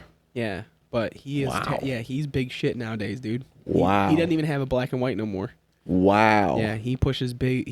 I'm pretty sure he reports to Chicago. Oh, he works in Chicago now? No. He works for the department that he still worked for. Oh, okay. But he's a task force out of Chicago. Damn. Big moves. I gotta reconnect with him, dude. I bet he would be I guarantee he wouldn't do it, especially being federal. Yeah. But dude, even if I could find a day to just sit down with him and talk, bro, I let him know that I was on the PD. Yeah. And he was like, dude, that's awesome. Congrats. Because I told him like a year ago when I was trying to. Mm-hmm. He was like, hey, man, I hope you get it, because we went to criminal. We didn't just go to high school together. We did a bunch of criminal justice classes together. Really? Yeah, in IUN. But anyway, I forgot where the shooting. Yeah. Yeah, no, I this kid reminds me of a young version of him, but he was next to me, and dude, that kid was a stud with shooting. Really? He is a monster. He was a better shooter than me overall. Both days we went there, he was shooting better than me. But when it came to actually doing qualifications, I got a 97, a 96, and a 97. He got a 96, a 97, and a 96. Oh, wow. Yeah, so it was close. Yeah, he beat me on 1 and lost me on 2 by 1 point each time. Jesus. Yeah. One dude got like a 99 and then like a 92 and a 93. So his average is still lower than mine, but he did get a 99 at one point. Wow. But they go by an average of the 3 scores, and that's what you got. Mine was a 96.3. So I was the highest shooter. But the way it works is you have to shoot 3 qualifications. And it's from 3 yards away. You have to pull your gun from the holster, fire 3 rounds in 5 seconds. And they all have to be in the same. Well, it's all in the square of... So it's a torso shape, but there's a square inside of the torso. The square inside of the torso is 2 points. If you just hit the torso anywhere, whether it be the arm, the head, outside of the square, but inside of the torso, it's 1 point. But if you miss and hit paper, it's negative 2 points. Whoa. Yeah. Wow. Yeah, they don't play. That's intense. Yeah, so it's easy to fail quickly. Yeah. Yeah. So one dude, we had 2 guys that did not qualify. Wow. On the first try. So they give you, and by first try, I mean 3 sets of targets. Oh, okay. So for me, you have to shoot from 3 yards away, you draw 3 rounds in 5 seconds. Then you go to a low ready, so you just put your gun to the ground a little bit, and then they blow the whistle, or, you start again, and it's 2 rounds, reload, 2 rounds, low ready. Then they do it again, and then it's 3 rounds in 3 seconds. You pull up, bam, bam, bam, bam. 3 rounds in 3 seconds. I feel like that would be fun. I kind of want to do that training. You reload, and they stop they stop the line and fire. You pick up your magazines, reload your mags, and then you start from 5 yards away. And from 5 yards away, you shoot one-handed with your right hand. 5 rounds, reload, switch hands to left hand only. 5 rounds, but 5 yards away isn't that far. But you still have to train. Like it's not super easy. And then you go to 10 yards away. 10 yards away is the easiest one. You take one step to your support side. So you start from the left, and you take one step to the right as you're pulling your gun. Fire off 5 rounds, reload 5 rounds. Shoot 5 rounds, you know? So it's 5, reload 5. And then from 15 yards, it's 5, reload as you go to a knee. And then at your knee, you can go to 1 or both. At your knee, you shoot 5 more. So 5, reload to a knee, 5. And then you have to go all the way out to 25 yards, and you do 5, reload 5 at whatever, like you're just standing there, but it's a long distance. Yeah. And at that point, you have 40 seconds. Jesus. So that's a long time for that many rounds. But at the same time, dude, that's like you have to really concentrate. Training and dude, that's... And you have to do that 3 times in a row and score above an 80 in order to qualify. So obviously I did 97, 96, 97, but like the one dude that didn't get it on the first try, he did an 89, 89, 78. That last one, got to start all over from the beginning. You have to do 3 in a row. That's crazy, dude. What's the service pistol that you got? They issue you? SIG P320. It is really a SIG, dude. Well, that's all. That's Ari actually has a SIG, dude. So that gun that AJ gave me is the exact same thing that my department carries. However, that's what's called the carry version. Mm-hmm. They're carrying the full size. So the difference is, huh? That's dumb. No. The carry version just means that my barrel is like an inch shorter or like a half inch shorter. Yeah. Wouldn't you like something that's not sold just as a duty pistol? Yeah. No, I don't care. Have a big. I want it big. Alrighty then. I want the size. Oh God. No. The reason being is because you can be more accurate with it. And, like, you're a police officer in full uniform. You're not trying to conceal it. People know I'm here. I got a big old badge on my arm. I got a big old belt with a whole bunch of nooks and crannies and stuff. I put all that motherfucker on there. I've always been curious about that. How do cops sit in their vehicles with all that stuff around their waist, dude? A couple of officers have already given me pointers about, like, hey, you're not going to want that there. You're going to want to move that off that side because... and in our department, a lot of people wear what's called an outer carrier. Yeah, which means everything's up here. Everything's on their chest. Yeah. I won't have my actual body armor for 8 weeks or so. Well, I also ordered, so the department will pay for our body armor, obviously. They are not paying for an outer carrier. I had to pay for my own outer carrier. How much was that? Like $300. Oh, that's not bad. But that's with some extra shit. So the extra shit that I put on there was like, so mine will say police across the back. Okay. In the big like letters. Yeah. Mine will also have like. What is it? The Velcro? You can tear it off. Okay. Yeah. Mine will also have like what is it on the front? There's a bunch of extra like the shoulder loops and stuff. Okay. Like where I can hang a radio. Yeah. Mine, I wanted that stuff, so like you have to pay extra like for that little stuff here and there. Not bad. Overall. I mean, I probably put like $30 or $40 worth of extras on it. That's not bad. Yeah, not terrible, but like, dude, everything with this job is expensive. Well, yeah. I mean, it's worth it because that's what's gonna help you do your job better. Yeah, they standard issue us like handcuff holders and magazine holders, but they're trash. Really? Yeah, they're just junk. Like they're gonna last a long time. It's not that they're not gonna last, but like. For my magazine holders, they have that like button snap. So in the academy, and I want to train how I live. Like, you know, I'm real big on like you train how you live. Everything you're doing, do it as if it's normal. I have my magazine sideways towards my body, like towards my center line. So when I have to reach a magazine, I have to unsnap, grab, pull, flip, insert, rack, go. Well, when I'm doing this and I'm unsnapping, it slows me down. I want open top. Yeah. So I can reach, grab, pull, done, you know. Well, I also don't want magazines on my belt line going straight up and down because then if I sit down, it's going to stab you. I'm just getting, you know. Yeah. A lot of officers keep their magazines on their chest. I will one day, but for now, I have to wear my body armor under my shirt because that's just how it goes. Wow. Yeah, so I'm going to be quite a goofy looking motherfucker for a while. Yeah. And they gave us loaner body armor today. Okay. So it'll be the body armor. Is it heavy? Honestly, no. No. Mine has an extra plate in the front. Okay. I don't know if it has the plate in the back. I didn't test it, but like, it's not bad.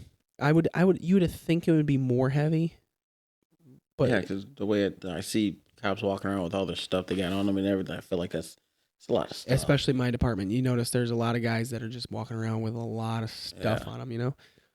But it's part of the game. I'm not going to have a taser. I don't know when I'll get that. Really? Yeah, that sucks. You need a taser. Yeah, motherfuckers better not mess with me because you just get shot. Not really. I will use the proper use of force. He'll tackle you. Dude, there's a part of me that's like, we just did a bunch of use of force stuff today, like physical tactics and stuff. And it's like, there was a lot of times where it's like, no, you need to do it this way. And I'm like, okay, dude, I get it. But like the dude I'm practicing with, I have to work with him, you know? Like, I ain't trying to break a dude. Yeah. And let me just put a little emphasis on because them motherfuckers didn't give me no mercy. They go to like, dude, I'm over there like gentle. He's like, get over here, motherfucker. Dude, and this dude's like 112 pounds. Jesus. He's a tiny little dude. And he's over there wrenching my arm around behind me. I'm like, hey. Calm that down. I'm like looking back at him. I'm like, I will throw you in the trash and you'll fit. Don't be wrenching my arm like that. Dude, it hurt so bad.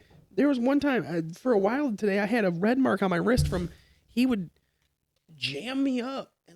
Dude, I'm talking like I'm laying prone on my belly, and he has my arm going straight up away from my back. I feel like at that point, I'll just turn around and be like, dude, let's go, parking lot, let's go right now. He's twisting my wrist trying to get the handcuffs on. I'm like, I get it. I mean, they're teaching you that, but like, keep in mind, I ain't a bad guy. I'm a pretend bad guy. It's okay you fuck up bad guy's shoulder. Yeah. Not pretend bad guy's shoulder. That's funny. Dude, it hurt. Dude, today was like legit. Like, I was in pain several times today. Oh. Fix my pants. Right. But it wasn't. I mean, I understand that like when the time comes, I will you won't care about that, you know. Yeah. You're going to be doing things that hurt people. Like it's not like hurt people like long term. That's not what I'm talking about. I'm talking about like there are times where you're going to do things where it's like you're going to apply force that is uncomfortable. Yeah. Like that's a lot of the game.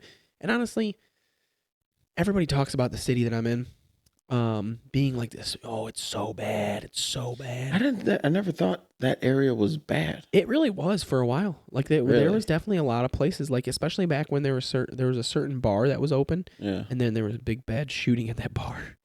I don't think I remember that one. Oh, dude, you could look up the news story from it. There was like over 50 rounds fired in their parking lot. Yeah, well, like AR-15s. Like, yeah, like it was a legit shooting. Thank you for saying that because now I just remembered the other question I want to ask you is, what's up? When you do get your squad car, like how does that work with? Because I know some officers have their shotguns like right there in the middle. I think that they will. I think I will be issued a standard issue shotgun. Okay. Again, this is all just for right now. Yeah. I plan on. That was another reason why I really wanted to test high when it came to shooting because I know I want to be SWAT one day, and I know that those guys don't miss. I know that those guys, they don't play around with their training. Like they want dudes who are proficient. So I want that. That's what I really want. So I know in due time, when the time comes, they will let me carry my own rifle, but I have to qualify with it. That's the other thing I was going to ask because I see some people, like some of the videos that float around and stuff, that go to the trunk, pull out a rifle. I'm like, oh, and it's actually theirs, sighted, like everything. Yeah. So the way the department works, they will allow me to carry any gun as long as I'm qualified with it. Okay. So I've qualified with the gun that they gave me, so I can carry that off duty or on duty, in a portage uniform. So say Monday comes and I want to carry a backup weapon, so I'm allowed to carry 2 pistols with me. I can carry that anywhere I want on my body as long as it is A, concealed, and B, I've qualified with it. So I would have to actually go and get qualified with whatever the other weapon is. It is the same thing with if you're once I do get released from FTO and I have my own car and I all that, they it's up to me. Like if I want to carry a duty rifle, they're okay with that. They'll even give me the rounds. They'll do all that, right?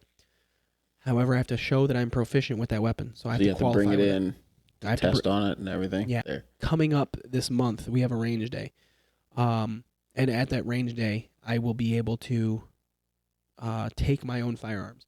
I have to bring my own ammo if I'm going to be doing it with my own, but they won't I believe they only issue us a certain amount of ammunition. Oh, okay. But when I'm carrying them for duty, the policy of our department is that if I'm in uniform, I have to be armed. I have to be carrying a pistol. Yeah. And then if I'm using their car, so if I'm using their squad car, I have to have a handgun within arm's reach. So if I decide to go to Walmart or the gym or somewhere, and you're in the squad car, I'm in my squad car, I have to have a pistol with me somewhere. Okay. So are you going to be allowed, like, say you get your squad card next year, beginning of next year? It will be later this year. It'll be within 4 or 5 months. Okay. So you just got it. Are they allowing you to take it home and all that stuff, or you got to report every day back to the station and everything? Nope, that is my car. Really? I can drive it anywhere in Lake, Porter, and LaPorte County. All right, so when you get it, we got to race.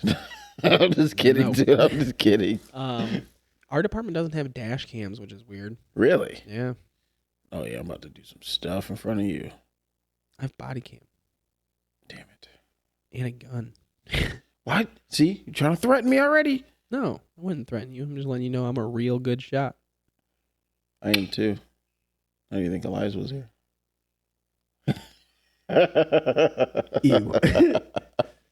That was point blank range. Oh man, that was good. Yeah, that was good stuff. That was a good one.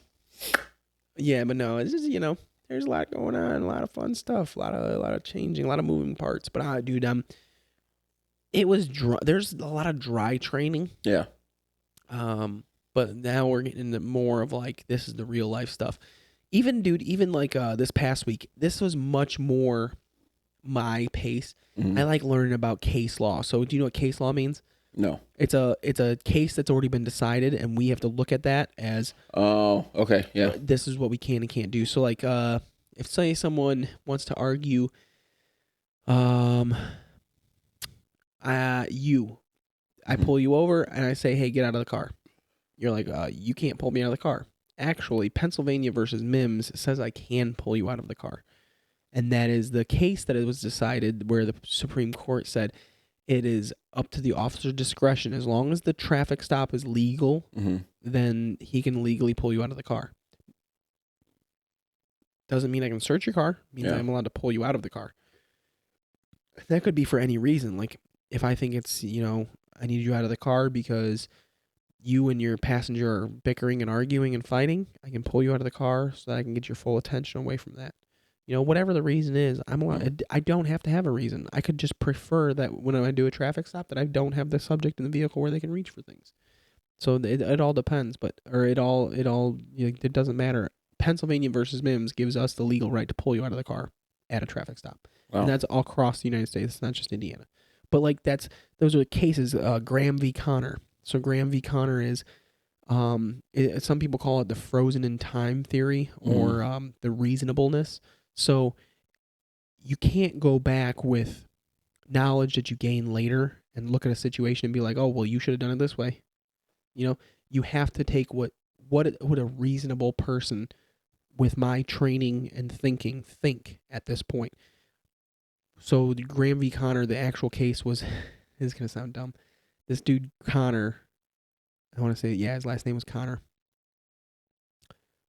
was diabetic. And he went into he had his buddy drive him to a pharmacy and drop him off. And he needed to get something sugary to drink so that he could drink something and fix his blood sugar issues. He runs inside, sees a long checkout line, runs back out, gets in the car, and they immediately take off. A cop witnesses this from across the street and says, that man just ran in and ran right back out, and they are driving away in an aggressive manner. I think he may have just robbed that place. Yeah.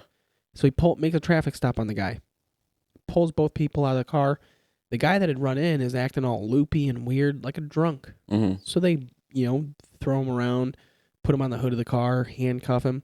The other dude's like, hey, he's a diabetic, dude. He's a diabetic. And the cops are like, fuck you. The dude's just drunk. Mm-hmm. So they put him in the back of the car. At that point, they go and ask that pharmacy, hey, did you guys just get robbed? Because we saw some dude run in and run out. Mm-hmm. They're like, no, we didn't get robbed. Then the cops are like, oh, fuck. Yeah. So they released him. Right there. They never took him to jail. Yeah. They just released him. But they kind of, I guess, at some point roughed him up during the handcuffing. Yeah. Not to where he's got broken bones by any means, but like, There's some scrapes and bruises. the report said that they slammed him on the hood. Yeah.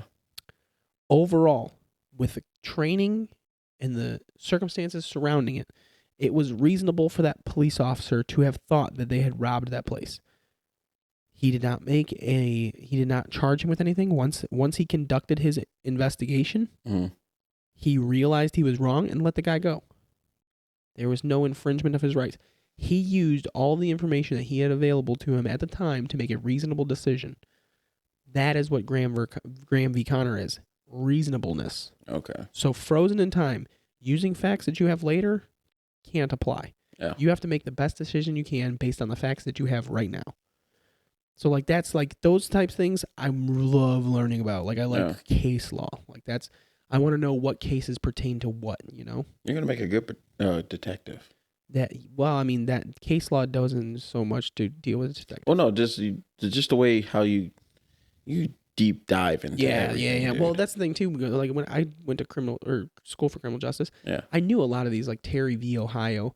I knew a lot of these cases beforehand that pertain to this. But I mean, the perfect example, Roe v. Wade. I'm sure you've heard of that one. Yeah.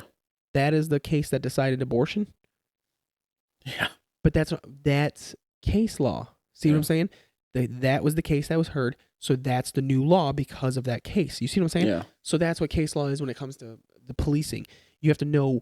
I mean, you don't really have to know. If you know as a police officer, I don't need to know Pennsylvania versus Mims. I'm allowed to pull you out of the car. As a police officer, I could just be like, I'm allowed to pull you out of the car because some guy at the department said I was. He said I'm allowed to.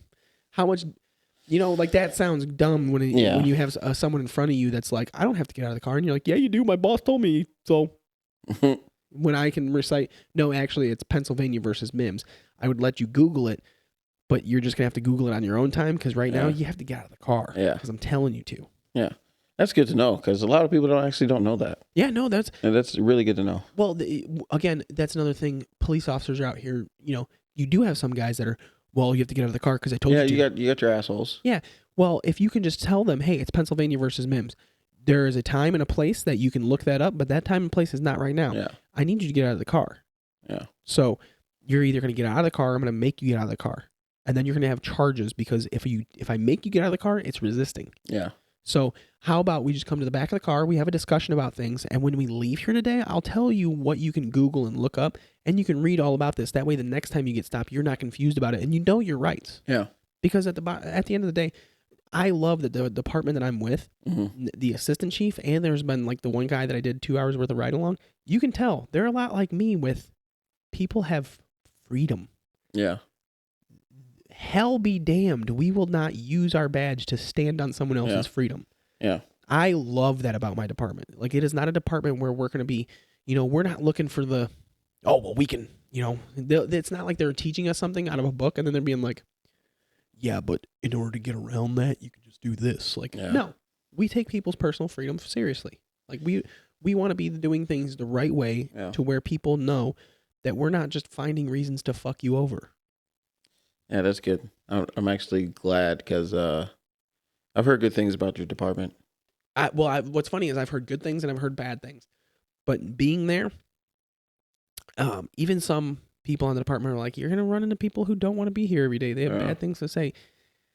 Overall, even where I used to work at the shop, you're always going to run into someone who's got toxic attitudes or just they have a negative attitude about their workplace. You're going to run into that. But,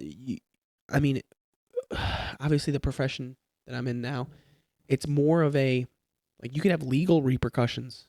Like, if you do your job wrong, you do your job a bad way. Yeah. I mean, there's more on the line than just fucking someone's tire falling off. Yeah.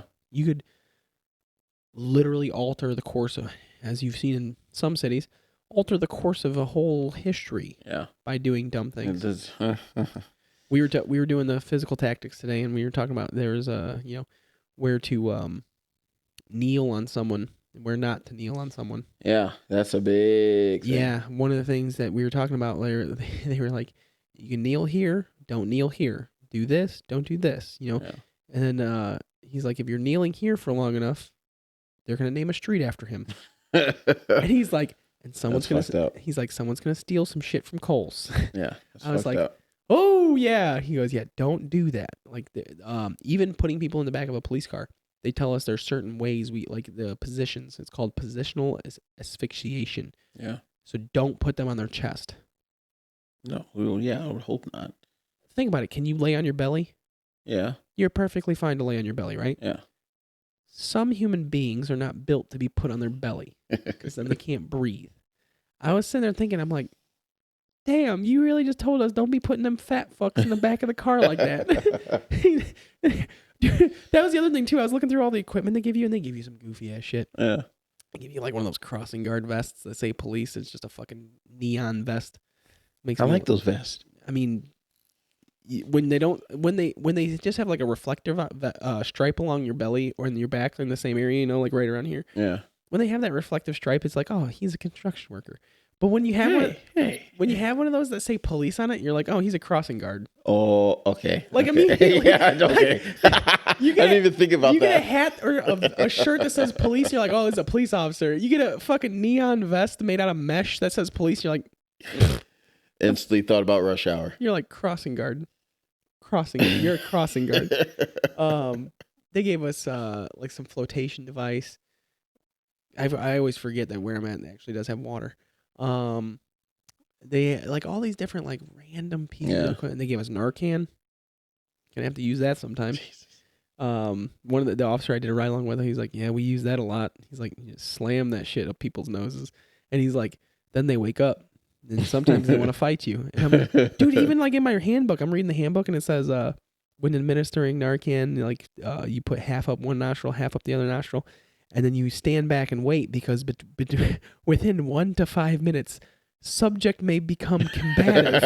I was like, so I saved this motherfucker's life just to fight him? What? So for anybody out there that doesn't know, I'm sure by now it's common knowledge, but Narcan is the anti-overdose drug. It is what saves you when you're dying from an overdose. For some reason, apparently, people hate when you do that to them. Everybody I've talked to is like, oh, yeah, you Narcan them, and then you get ready to fight them. And I'm like, what? And they're like, yeah, they hate being Narcaned. And I'm like, why? You just saved their life. Like, you only administer that to them when they stop breathing. I mean, they're going to die. And they're like, yeah, but you ruined their high. I'm like, the fuck, what? You were too high. You were ascending to God. I helped you. And they're like, yep, now I gotta fight you. I'm like, what? That's good stuff. Yeah, no, I guess they try and fight you. Wow. Yeah, I had no idea. My handbook literally says between 1 and 5 minutes, subject may become combative. That's good stuff. So do I handcuff them beforehand? I would. I mean, it makes sense. They tell you don't do that. Really? Yeah. No, wow. No, they tell you, like, no, you have to be ready for that fight. Like, this is bullshit. I want to be fucking fighting crackheads. Oh, man. That's good stuff, man. The guy I rode along with, so we take off. The first guy pulls out of a hotel, little sketchy, whatever. First stoplight coming up to it. We're in the turn lane. They're in the turn lane. We're on our way to start. Like the officer already told me, he's like, "Yeah, let's go get some Starbucks." I was like, "Oh man, I guess." Stop it. Trevor's fat kid's coming out. Yeah, it's like, yo, iced coffee. Yes. So he's like, let's go to Starbucks. I was like, you ain't going to have an argument from me. We're behind this car. They take a left turn, and we're behind them, and it takes, we're driving, green, yellow, red, look down, cars not stopping right through the red light. I was like, we are in a fully marked cop car right behind him. How did you not see us? Sure enough, he doesn't even stop. Like, he doesn't even, like, he's slowing down for that red light. Notices that it's turning, like, it turns yellow. The cop I'm with is like immediately already recognizing this person's going to blow that light. Sure enough, blows it. We take off right behind him, flips the lights on. Dummy pulls over in the middle instead of on the right. Cop goes up there, talks to him, takes their license, comes back to us, comes back to the computer, types in.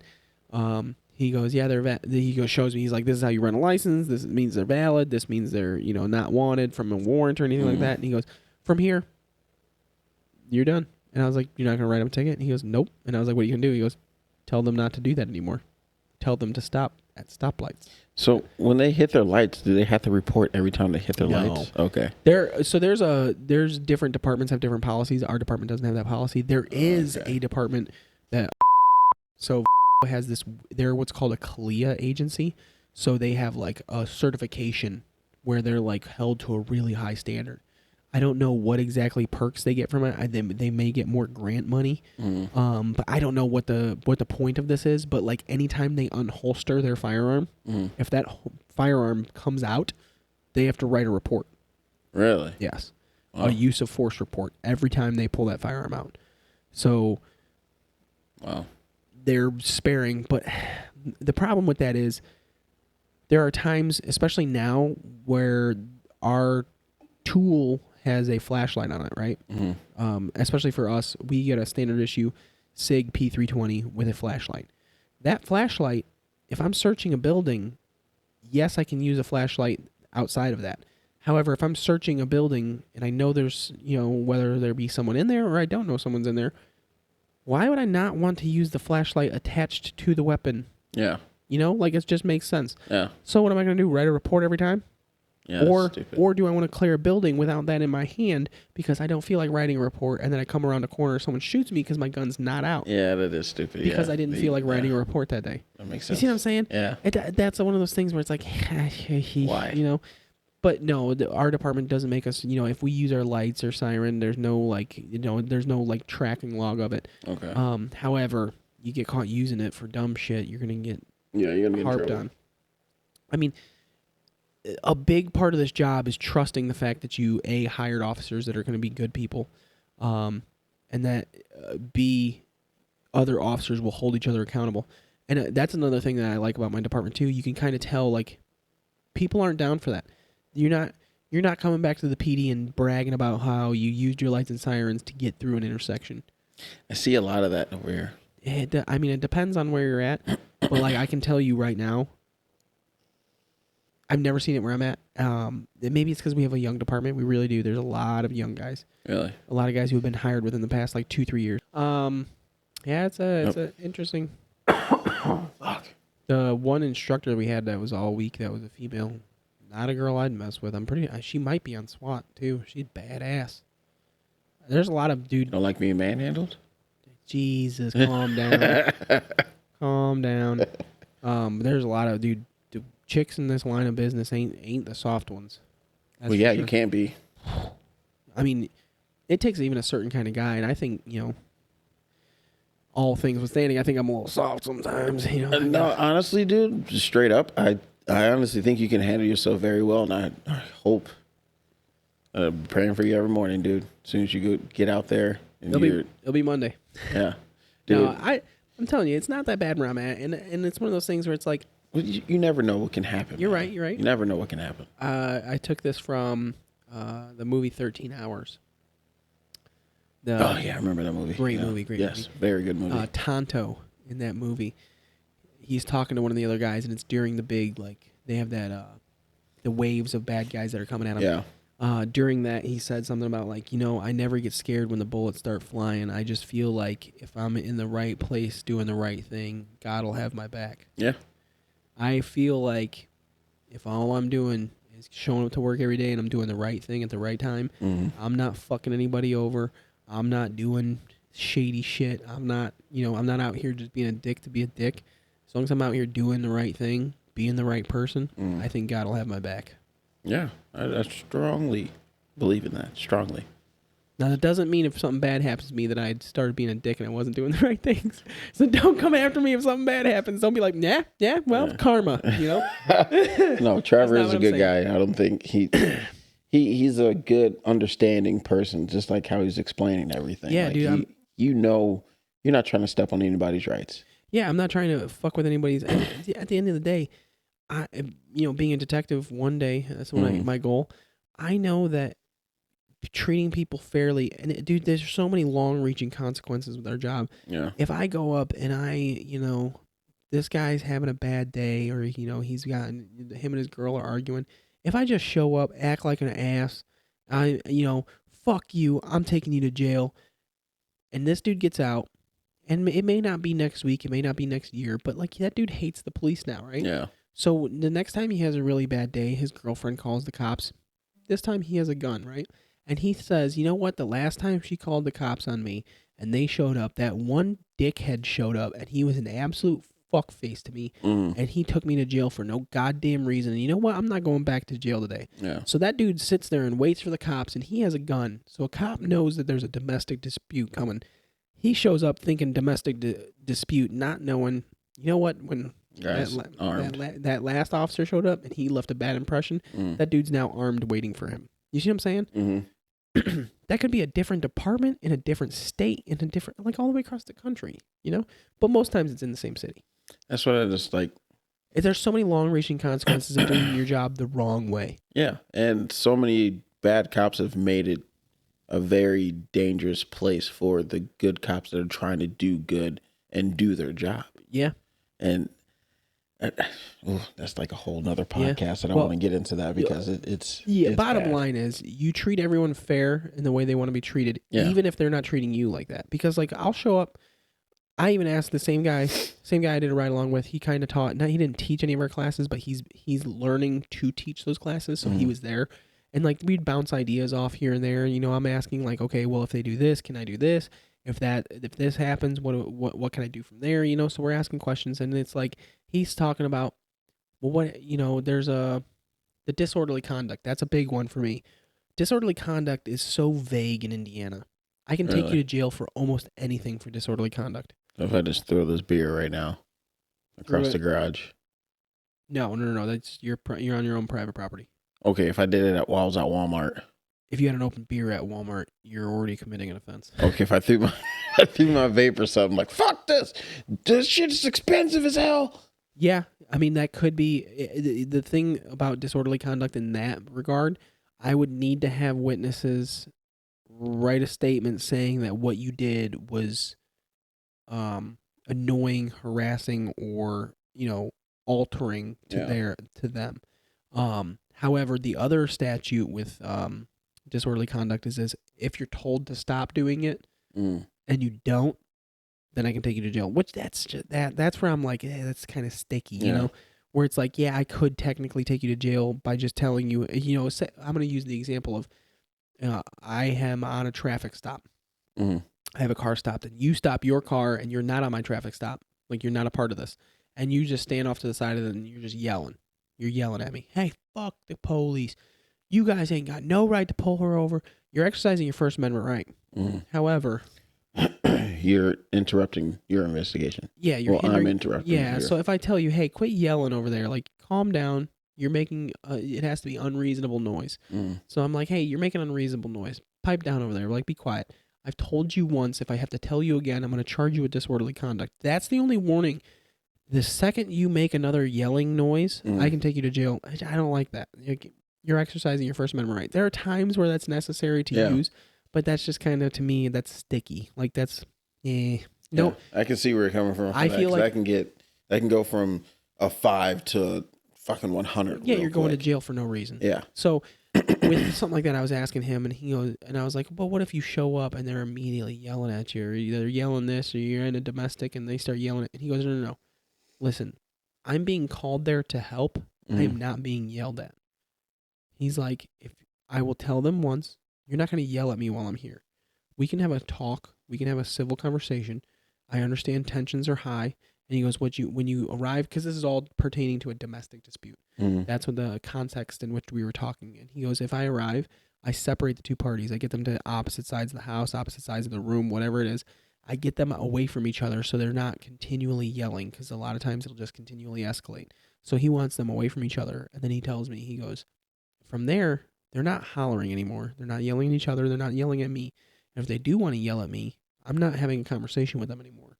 And then the problem with that is, if you're going to sit there and yell and have that, we're here to talk. We'll talk through things. But if you're just going to yell, you're either going to go in the back of the squad car or we're leaving.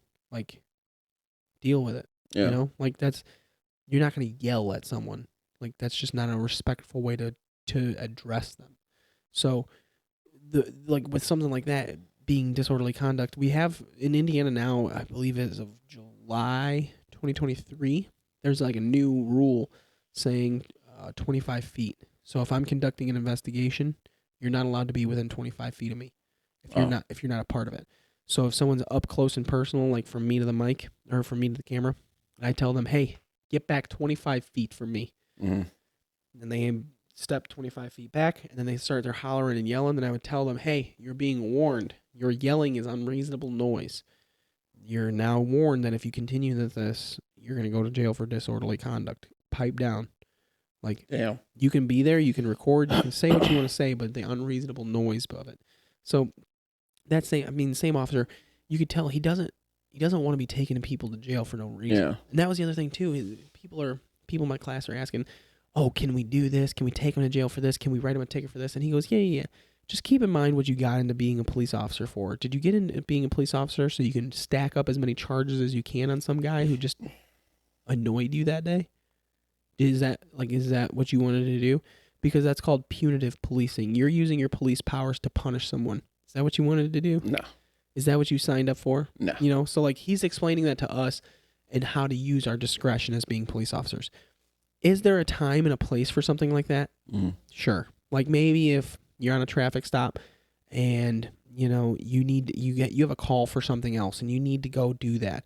And or there's any number of reasons, but like if someone's just being a dick and, maybe they beat up their grandma, but their grandma's not going to press charges. And it's like one of those things where it's like you can't do anything as a police officer. Yeah. That's one of those times where you dig in your bag of tricks to, you know what, I can cite him for this. Yeah. I can write him for this. Try to get something out of nothing. You try to get it to stick to him. The fact that the police are there, you know what, you just put your hands on your fucking grandma. Yeah. Put your hands on your old girl. Like whatever the situation is, there's something that they did, but you can't, like there's no, whether they're not going to press charges or something, you want to find something at that point because they're being a dirtbag, right? That's not exact. You're not being punitive to them because you feel like it. You're following the law. You're doing it because they basically deserve it. Yeah, well, not just deserve. No, because that's me being the judge, jury. I'm charging them with something because they legally did it, but I'm not going to give you the break on it. Yeah. So Okay. Yeah. I see what you're saying now. There are times where the break is necessary to show, like, I don't need to pull everyone over and give everyone a ticket. Like, there's plenty of times, oh, hey, I noticed you're going 45, and they're like, oh, the speed limit through here is 45. And it's like, yeah, but not in the construction zone. Yeah. The construction zone has only been there for a week and a half, though. I'm just letting you know that construction's going to be there for the next month. So when you're coming through here and it's a construction zone, the speed limit the speed limit's 30. So it is usually 45. I'm not going to write you a ticket today, but I'm going to need your license. I'm going to take your license, make sure you have a valid license, make sure you don't have any warrants. You're going to be on your way. I'm not going to write you a ticket today. See what I'm saying? There's a difference between that's a break I'm giving you because you didn't know. Like whatever it is. I've been pulled over before for making a left-hand turn on a McDonald's. I know exactly where you're talking about. You were there. Yeah. You were there. I know exactly what you're talking about. I forgot about that. You were in the car with me. I remember that. Yeah, I was like, what? He's like, yeah, I pulled you over for making a left turn on McDonald's. I was like, I needed to go left. What the fuck is against the law? You're not allowed to turn there. Yeah. You're not allowed to do that. Yeah, you're not allowed to do that. I was like, there's a few spots like that. That dude educated me. Remember, he was a dick at first, too. Yeah, he was like, pull off to the side of the road. I'm like, I'm at the side of the road. He's like, get me off of the road. I don't want to get hit by a fucking car. I was like, you need to be more respectful. That was rude. Yeah, man. This is, I learned a lot.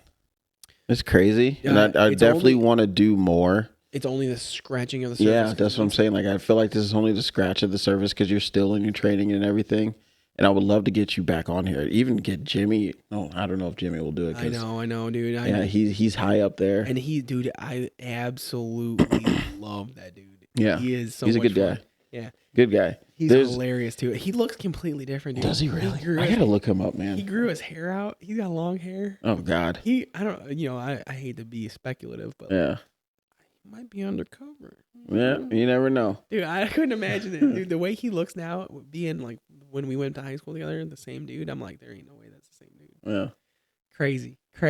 Yeah, I'm hoping I can. Well, there's my buddy Eric. He was on the podcast. That video will be up here soon, actually. First time dads. Oh yeah, that's a good one. Oh, I like that one. Yeah, me and him talked, and it got a little emotional a little bit. Well, I Just mean, a little anything bit. with children, well. It wasn't even about the children. It's just like we rambled off. We got off topic a little bit, but it actually helped a little bit because it helps with actually having a kid. But we're not going to get into that. That. You got to watch that video. It's coming up. Oh, it will be posted by the time this is posted. So, but yeah, guys, that was a good one, dude. I wish we can keep going. It's getting a little long. Yeah, we're about at 2 hours. Yeah, I'm telling you, it'll be a lot more fun once I actually have fun stories to tell. That's what I'm saying. Like, I want to do like our part 1 of Trevor, not Trevor, but just get into the police force. Part 1, part 2. Finally done with training and everything. It's like stuff like that. Yeah, Academy is not until August, so we got lots of time. Oh, I probably won't do another one until after August. So no, that's perfectly fine. It's perfectly fine. What is it? February, March? God damn, it's March. Yeah. Yeah. Anyway, all right.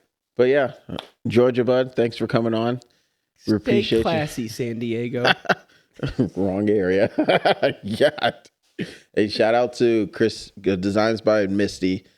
Making the koozies, making the hoodie and everything. They do good work. Go check them out on Facebook. They have a Facebook page. Message them. Let them know what you want. They can do any and everything. Decals coming, be on the fridge. Decals coming to be on the backdrop and everything. Stuff is coming. We're in the works over here. We're getting stuff done. But yeah, guys, thanks for watching. Make sure you like, share, subscribe. Hit that thumbs up. Make sure that bell is red so you get all the notifications when we post a video and do shorts. I love y'all, man. Stay humble. We are out, guys. We appreciate you. Love ya.